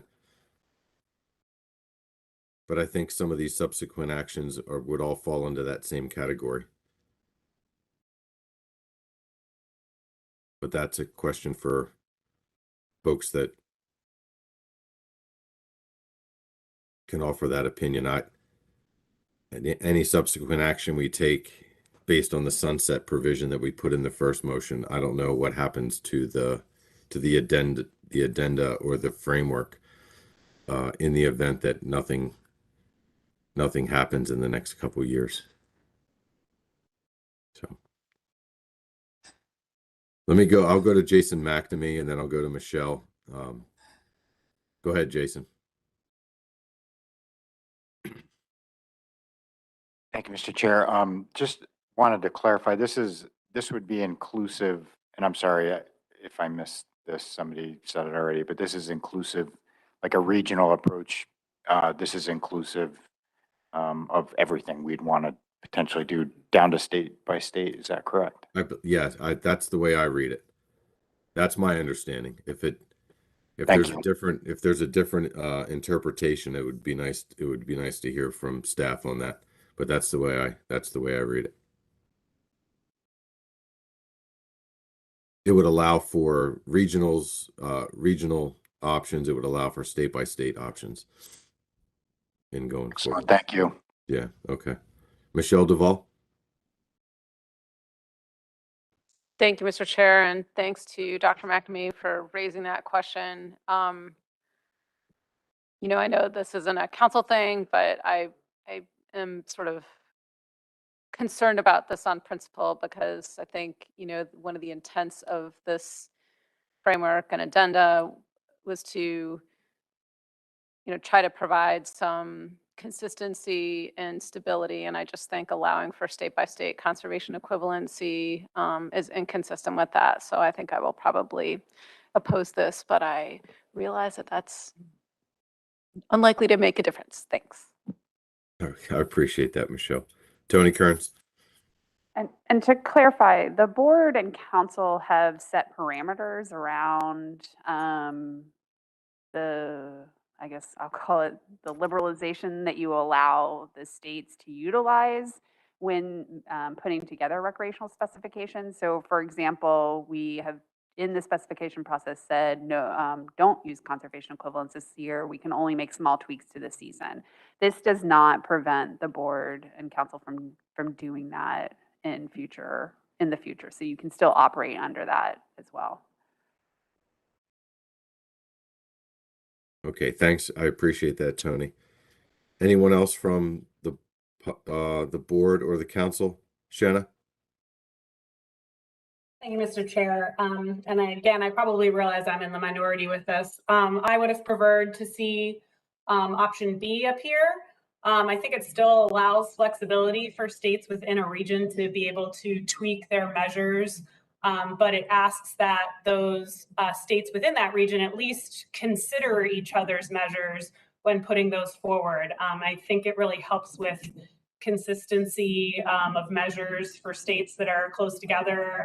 You know, for instance, for black sea bass, the Mid-Atlantic states opted this year to keep all of their measures consistent. And I found it as a manager an incredibly helpful process to have my fellow states to discuss management measures and ensure that the measures that we were making were the best ones for the stocks and our fisheries. So I would have preferred to see option B here, but I realize that I'm in the minority and the hour is late. Yeah, and I appreciate that, Shanna. And, you know, being in the region where you're operating, I think that we can still maintain that based on this. I don't necessarily see us deviating as states in our region on these actions, but it does provide a little bit more flexibility for other states that may not that they're not working together, but they may have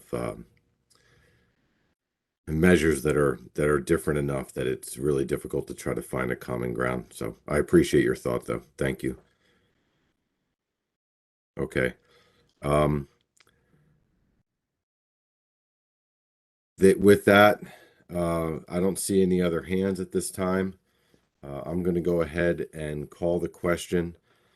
and I'll ask for a vote from the council. So the motion is moved to select section 3.3 option A, no action, parentheses, commission's current conservation equivalency policy applies. This is a question for the council, and I'm going to ask all those in favor, if you can please raise your hand.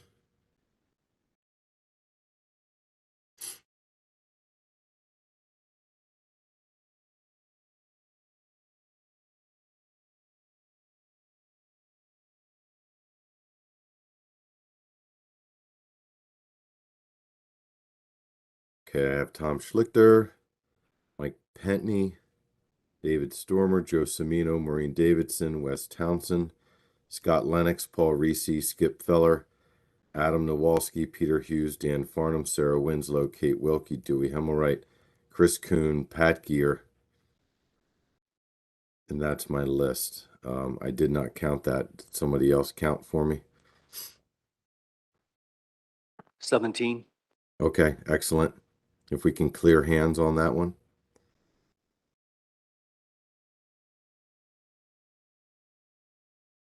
I'll ask for all those opposed.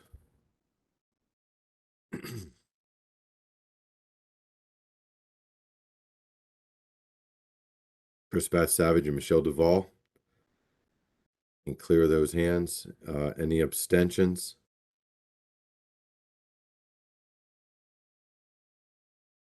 Okay, seeing none, motion carries the council 17 to 2 to 0. Mr. Woodward, I'm going to pass it to you for the to call the question of the policy board. Thank you, Mike. All right, is there any need for the policy board to caucus on this? If so, raise your hand. Tony, if you see a hand, let me know. I see no hands, Bud. All right. In that case, then all those in favor of the motion currently before the policy board, signify by raising your hand. Just gonna wait for the hands to settle. And again, please leave your hand up until I'm finished reading all of the names. I have Connecticut, New York, Rhode Island, Massachusetts. Hold on, they moved.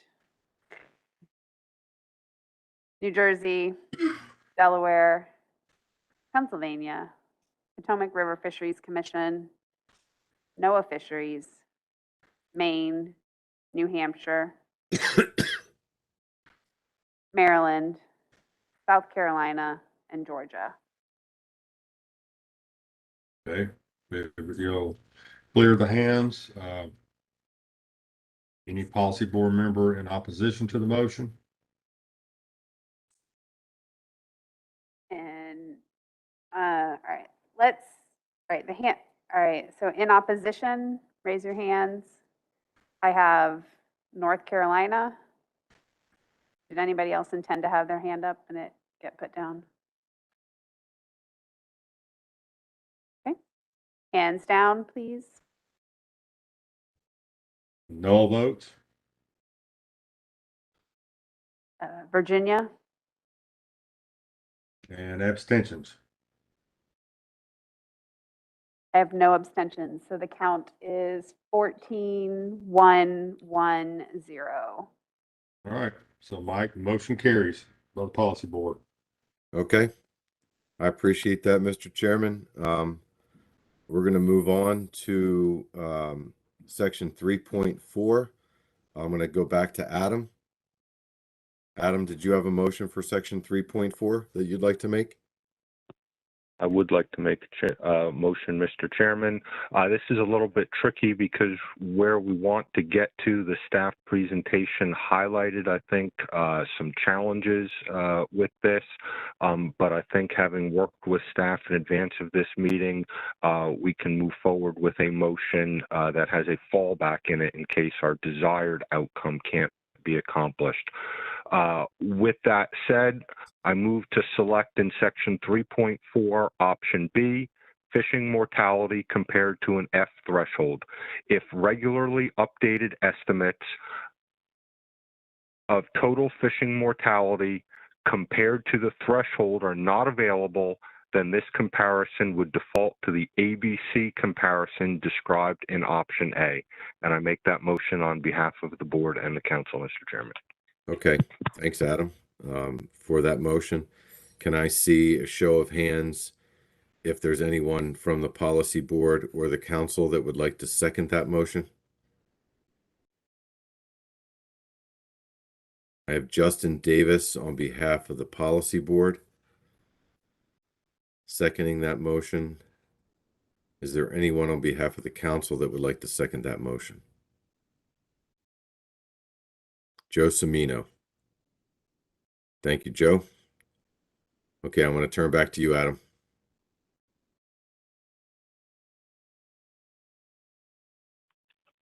You want to provide rationale? I have nothing further to add here other than this is our goal. We saw the presentation from the SSC report earlier that we believe there may be a path forward working with F. The SSC strongly believes that.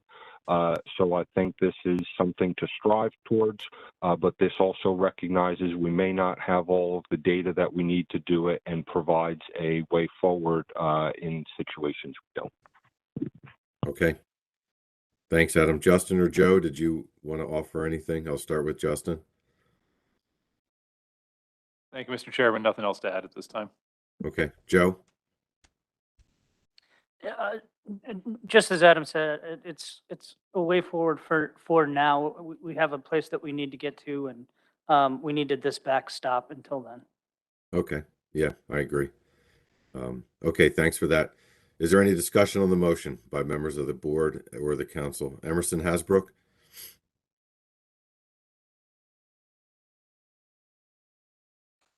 Thank you, Mr. Chairman. I had a question. I recall that in Dr. Rago's presentation earlier today, he spoke about using recreational F compared to recreational FMSY or recreational FMSY proxy. And I'm wondering if we can utilize that here. Although I know that those terms, recreational F and recreational FMSY proxy, were not the public hearing document. But, you know, this is, I mean, the motion actually includes both commercial and recreational fishing effort, right? And compares that to whether we're at the threshold or not. So I'm wondering if we might be able to utilize some of the advice from the SSC here. Thank you.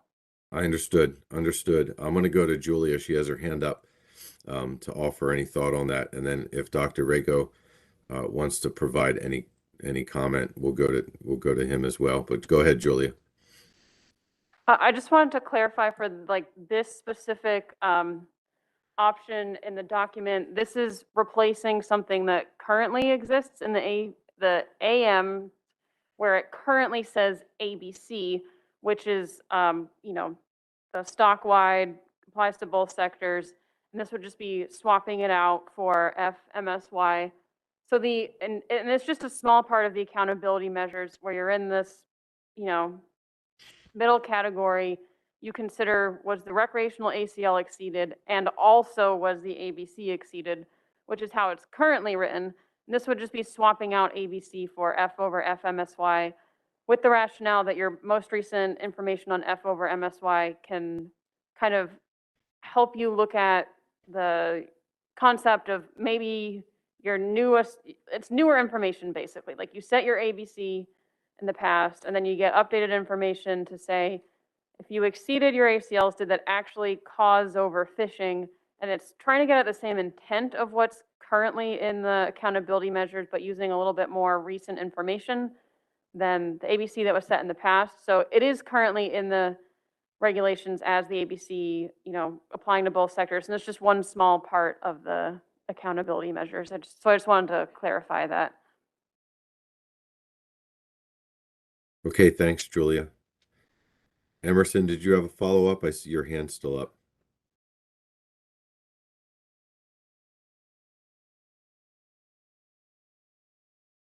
Okay, Emerson's hand just went down. Adam Nowalski? given what we did with the first motion we contemplated today, I just wanted to make it clear on the record that it is my intention that this would sunset at the end of the 2025 fishing year as well. I'll leave it your discretion whether you feel that needs to be added to the motion on the screen.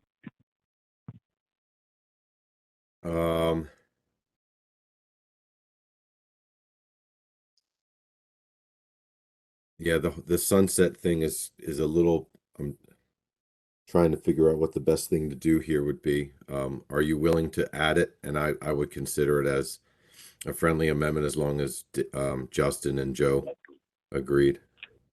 So before I answer that, can staff weigh in on what is a cleaner way forward? Would it be to include the language here and then nowhere else, and just in the two sections, or would staff like to have the motion as it was passed with the sunset in 3.1 and then also include that language in the final motion when we forward this for approval? I think I can go either way. Yeah. If they want it at the end, then we don't need to specify it here again, as long as it's not a problem that it's specified at the end and in 3.1.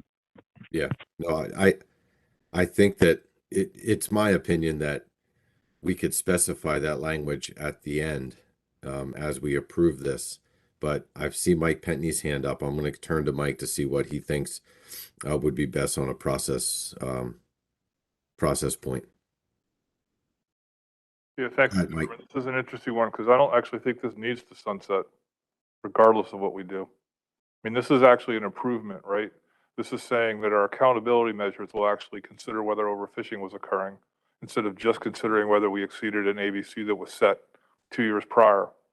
We've had specific circumstances where we exceeded an ABC that would trigger accountability measures when we knew at the time that we were triggering accountability measures, overfishing did not occur.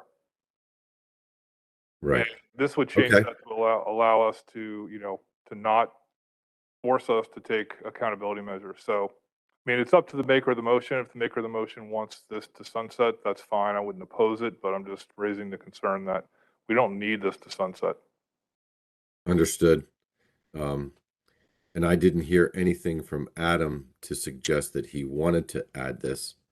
But that response, Mike, is helpful. Adam, I'm going to go back to you. This is the language in red on the screen is just was a recommendation. Do you want to strike it? Yeah, I'm going to have to, after hearing those comments, I do not intend for this to sunset. I misspoke in saying so, and do not wish to include that as part of the motion. Thank you. Okay, thank you, Adam. Michelle Duval.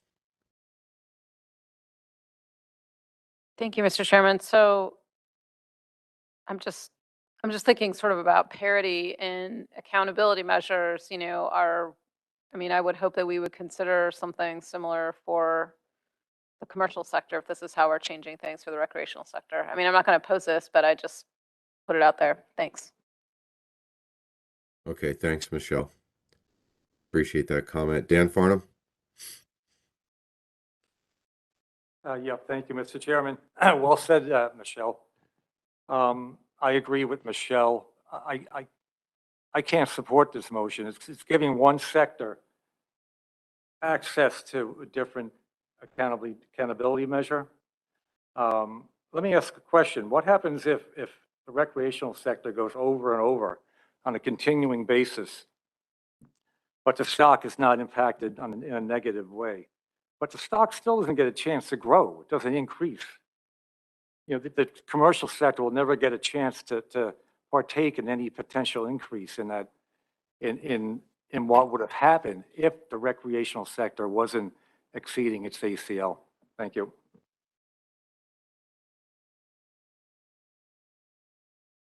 Yeah, Dan, I appreciate your comment. I don't know if anyone on staff would like to provide any thoughts on that, but it is certainly something to think about. I did see Mike Simpkins' hand, and it just went down. Mike, did you want to chime in? It's on a separate topic. Okay, thank you. Yeah, so Dan, I appreciate that. Julia, go ahead.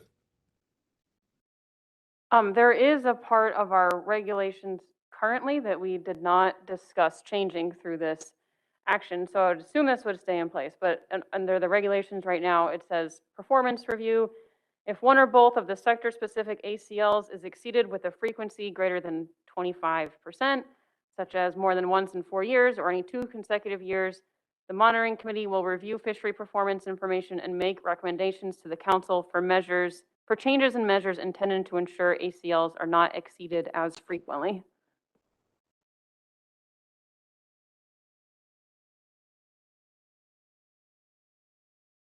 Okay, thanks, Julia. Yeah, I'm just still thinking through what you said there. Mike Simpkins? Yeah, again, is this only? It's on a different topic. Yeah. Okay, yeah, your hand just keeps going up and down. I didn't, okay. I'll hold off until this is done. Thanks. Okay, perfect. Okay, anyone else from the board or the council that would like to provide any comment on this one?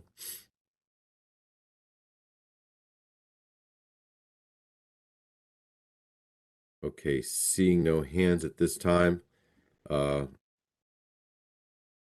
Mr. Chairman, I think you're up, Spud, for calling the question to the board at first on this one. And if you can read it into the record, that would be great. All right. Policy Board, we have a motion before us. Move to select in section 3.4, option B, fishing mortality compared to an F threshold. If regularly updated estimates of total fishing mortality compared to the threshold are not available, then this comparison would default to the ABC comparison described in option A. Motion made by Adam Nowalski, seconded by Justin Davis for Policy Board. Is there any need to caucus on this? If so, raise your hand. Tony, let me know if you see a hand. I have no hands.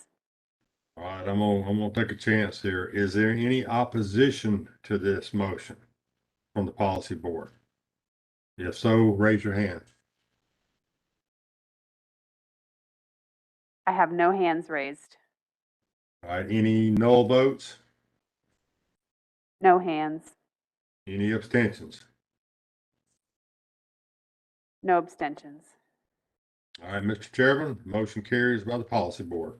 Okay, I appreciate that, Spud. I don't know I'm going to be able to be as efficient as you were with the council, given some of the comments that we heard. So I am going to ask the council, for those who support this motion, if you can please raise your hand.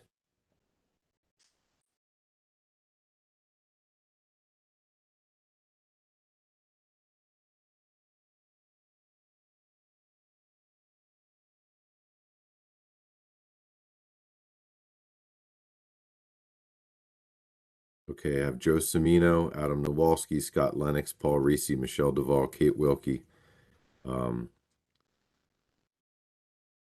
Schlichter, Skip Feller, Chris Kuhn, Mike Pentney, Pat Gear, Peter Hughes, Maureen Davidson, David Stormer, Chris Batsavage, Sarah Winslow, Wes Townsend.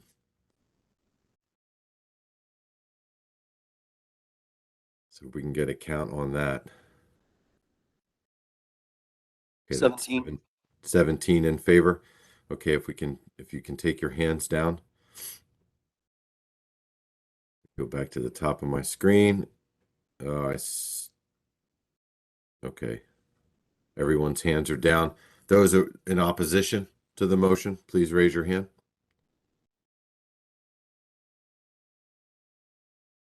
All right, that's Sonny Gwynn, Dan Farnham, and Dewey Himmelwright. So that's 3 in opposition, no abstentions. So motion carries. Okay. Thank you for that discussion. I appreciate that. We are getting close to the end of what we need to accomplish here this afternoon. I know we're a little over our time period, our time limit, but there are still a couple things that we need to consider. I'm going to go back to Adam Nowalski. Adam, did you have another motion you wanted to put forth before the board and the council? Yeah, as much as I would love to jump straight to wrapping this up today, I do think prior to approving this with the options selected today, we do need to have a very clear path forward what's going to happen at the end of the sunset. We don't want to revert back to status quo or have nothing in place. So I'll make the following motion that details what exactly we're going to be doing on behalf of the board and the council. I move to further develop alternative B, the percent change approach, alternative D, the biological reference point approach, and alternative E, biomass-based matrix approach for implementation no later than the beginning of the 2026 fishing year.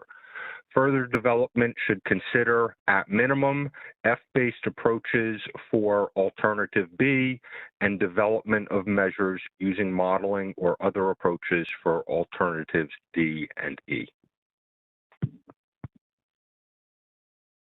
Okay, thanks for making that motion, Adam. If I could ask staff to perhaps, it looks like the motion is cut between 2 pages. Can you just move it all onto 1 page? So I can at least see it, and those on the webinar can see it.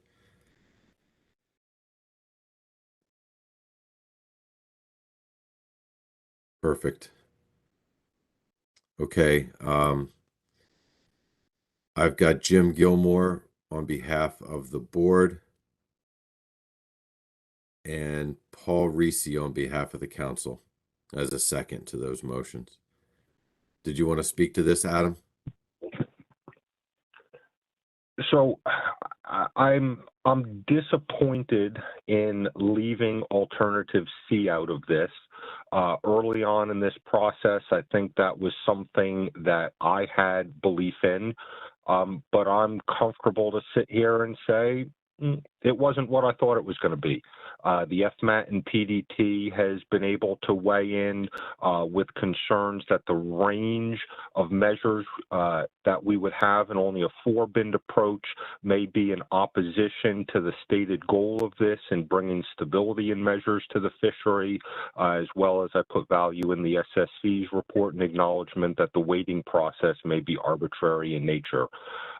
So while that was an early favorite in my mind, I'm comfortable that we need to be able to scale down what we have here. We can't just say, well, we're going to do everything. We can't do everything.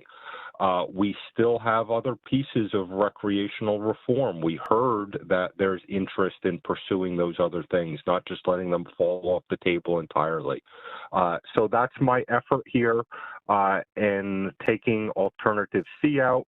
I would also offer that hopefully the at minimum phrase here is offered to keep the door open as we go through this process.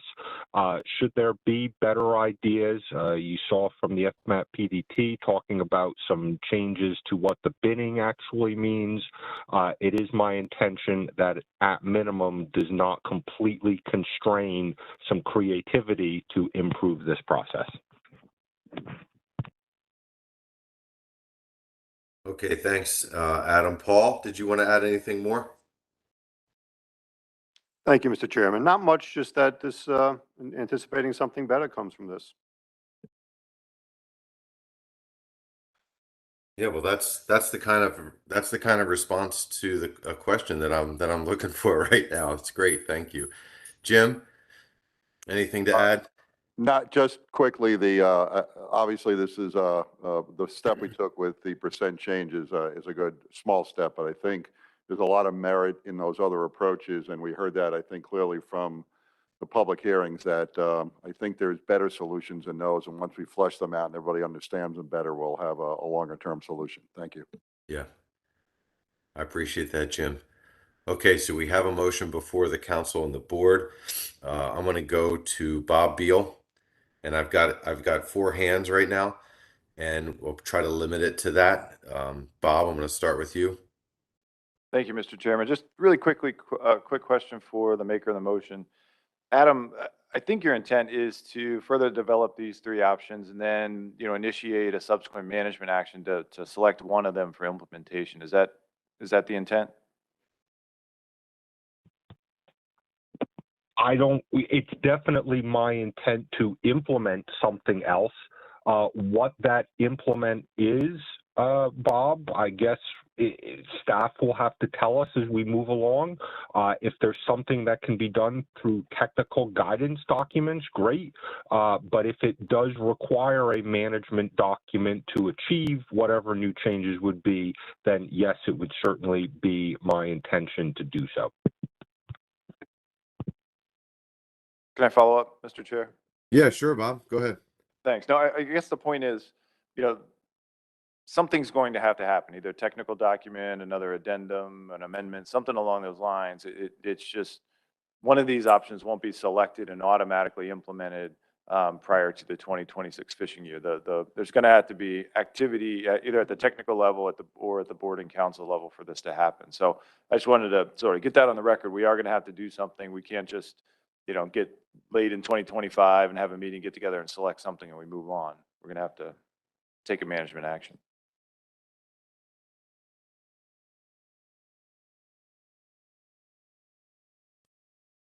Okay, thanks. Thanks for that. Jason McNamee. Go ahead, Jason. Thank you, Mr. Chair. Yeah, I bet I'm more disappointed than Adam in option C not being in here. It was my fave. But I think we're good here. I like, dropping the list down makes it a little more tractable. The only other thing I wanted to say is, let's not lose momentum. Let's keep working at this. I think what we did today was a step in the right direction and there's more steps to take. So I'm looking forward to continuing that work. Yeah, thanks, Jason. Kate Wilkie. Thanks, Mr. Chair. I appreciate that Adam acknowledged that there are other pieces of this rec reform initiative, such as the technical guidance and amendment, that we need to make some progress on, and the staff memo and presentation acknowledge that as well. So I just wanted to lend my support to seeing those other pieces of the rec reform initiative move along. Thanks. Excellent, Kate. Thank you very much. Emerson, you can wrap it up. Thank you, Mr. Chairman. I don't know that I'm going to wrap it up because I have a motion to amend. Okay. I'm doing this on the fly, not having been privy to these motions ahead of time. I'm doing this on the fly. So I would add last sentence that says, further evaluate the issue of, quote, borrowing, unquote, as raised by the SSC for alternative B, alternative D as in David, and alternative E.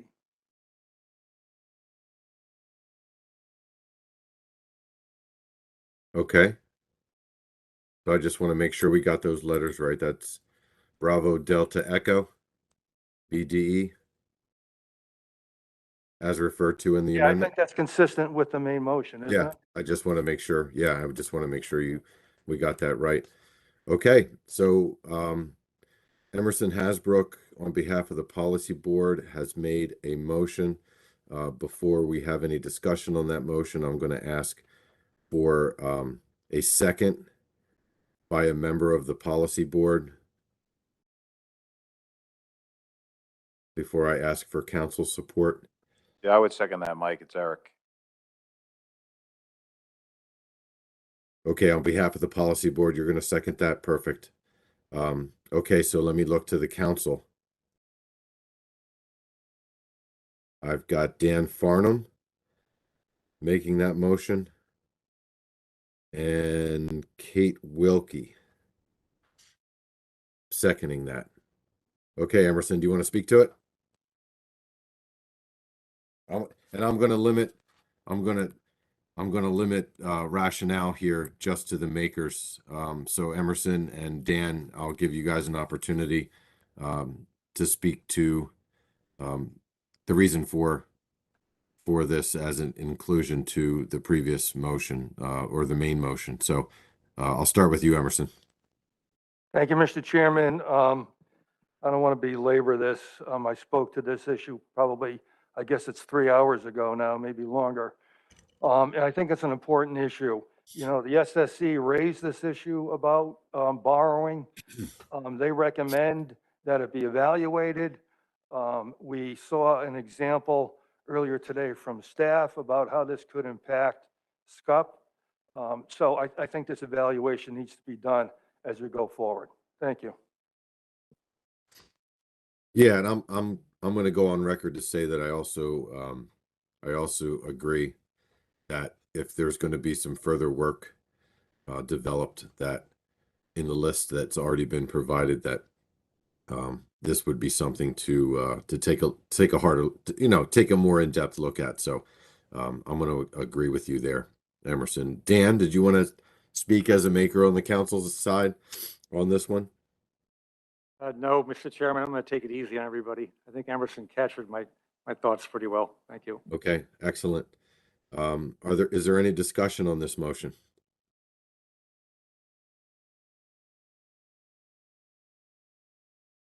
Okay, seeing no hands at this time. What I think I'm gonna do here, since this is more of a follow-up action for evaluation, which I don't think is going to raise the it's not going to raise the opposition that some other actions might be. I'm going to ask on behalf of the council, is there any opposition to this motion? Seeing no opposition, seeing no hands at this time, motion carries by consent. And I'm going to pass it over to Chairman Woodward on behalf of the policy board. Go ahead, Spud. Thank you, Mike. I'm going to take a chance that there's no need to caucus on this. And so is there any opposition from the policy board to this motion? So raise your hand. I have no hands raised. Any no votes? No hands. Any abstentions? One abstention, no fisheries. Okay. All right, Mike, carries approved by the policy board. Okay, excellent. Thank you. So we now have a new main motion that needs to be amended. If staff can move that down so I can read it into the I'll do it for you this time, Spud. You've been reading a lot. I know you're having a hard time seeing the screen. So we have a main motion now that includes additional language. I'm going to read that into the record. But before I do, let me ask for the record, is there any discussion of this new main motion? Okay, seeing none, the motion reads as the main motion as amended. Move to further develop alternative B, in parentheses, percent change approach, alternative D, in parentheses, biological reference point approach, and alternative E, in parentheses, biomass-based metric approach for implementation no later than the beginning of the 2026 fishing year. Further development should consider, at minimum, F-based approaches for alternative B and development of measures using modeling or other approaches for alternatives D and E. Further evaluate the issues of borrowing as raised by the SSC for alternative B, D, and E. So on behalf, is there any discussion on that motion? I think I've already asked that. It's getting late in the day. Seeing no hands, is there any objection on behalf of the council to this motion?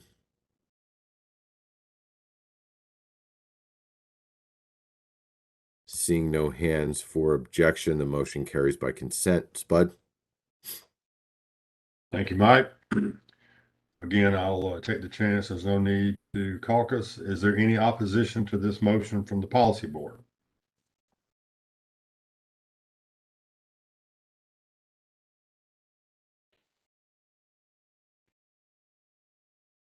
No, sorry. I'm thinking in my head. It's all right. Any null votes? No hands. Any abstentions? No hands. All right, motion's approved by the policy board, Mike. Okay, thanks, Bud. Okay, that takes us to the point where, unless there's something additionally wanting to be added to this discussion, we are at the point where we need to consider submitting this framework and alternative, and addenda to, well, we need to finalize things. So these are going to be two separate actions. If it's okay with you, Spud, I'll take up the council action first, and then I'll pass it to you to finalize it on behalf of the policy board, as long as you're okay with that. Sounds good to me. Yeah, I think I'll just say, you know, not to belabor the point, but I think we made some efforts today that are kind of moving us in a progressive, improved process for recreational management, and there's still a lot of work to do. But I appreciate all the work and effort that went into the last few years by staff and by members of the committees and the policy board and those that were involved in this. So I'm going to look to the council right now. Is there anyone that would like to make the motion on behalf of the council? Adam has been spearheading a lot of our discussion today. So Adam, can I turn to you and see if you want to read that into the record on behalf of the council? I'd be happy to do so, Mr. Chairman. And again, I do want to reflect that all these motions, there was a lot of work that went into this, a lot of good ideas from a lot of people working on it a long time, staff, council, board members, and I really do appreciate the collegial spirit in working on this, and certainly the concerns we've heard from the commercial sector are not to be ignored, and I look forward to continuing to work on those.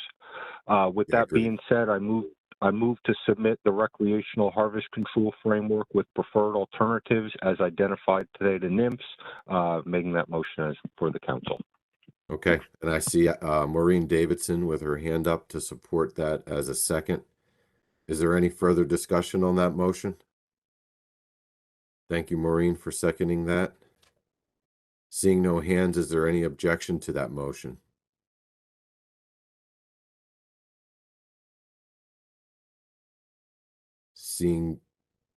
I see Mike Pentney. Go ahead, Mike. Are you abstaining? Abstaining. Okay. So the motion carries by consent with one abstention, National Marine Fisheries Service.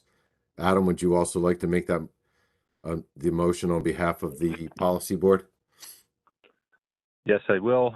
I move to approve Addendum 34 to the Summer Flounder, Scup, and Black Sea Bass Fishery Management Plan and Addendum 2 to the Bluefish Fishery Management Plan as modified today. Okay, I'm going to turn it to Spud. Well, let me call for a second, and then I'll kick it over to Spud to call the question. John Clark is going to second that motion. Any discussion on the motion? Seeing no hands, Spud, you want to call the question with Tony? Will do. All right, policy board, you have a motion before you. Is there any opposition to the motion? Signify by raising your hand.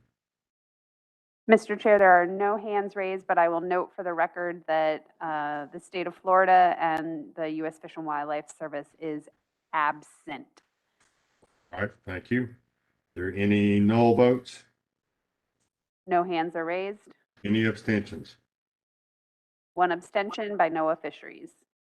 All right, very good. All right, Mr. Chairman. All right, thank you, Mr. Chairman. I'm going to ask Dustin and Julia, is there anything else that needs to come before the policy board or the council at this time? No. That's a good answer. Thank you. I appreciate very much all the hard work that everyone's put into this today, and I'm sorry we went a little over time limit, but I think the discussion was warranted and it was necessary. So before I go ahead and sign off and go make dinner for my crew. I'm going to kick things over to Chris Moore, who has an announcement for hospitality. I wish I could join you all, but you wouldn't want me there anyway. So go ahead, Chris. Thank you, Mr. Chair. We will have hospitality this evening. It's in the hotel next door where you're sleeping. First floor, go in the door, hit the pool, take a right. Right there on the first floor, there's a room called the Peconic Room. So that's where we'll have hospitality. And it's still $10. Cash or credit. We're actually taking credit. So if you don't have cash, you can bring your credit card and we'll take your credit card. We'll see you there. Yeah, and so I appreciate that, Chris. Hopefully everyone will have a nice evening. This concludes our business with the policy board. So I'm going to adjourn the meeting with the joint meeting with the policy board, and the council will go on recess until 9 o'clock tomorrow morning. Everybody enjoy their evenings. Great work today, and I'll talk to you all in the morning. I'll sound a little rough again. The mornings are a little rough for me, but hopefully throughout the day things will get better. So enjoy your evening, and I'll talk. We'll get back. We'll get back at 9 o'clock tomorrow morning. Thank you. Thanks, Mike. Thank you, everybody.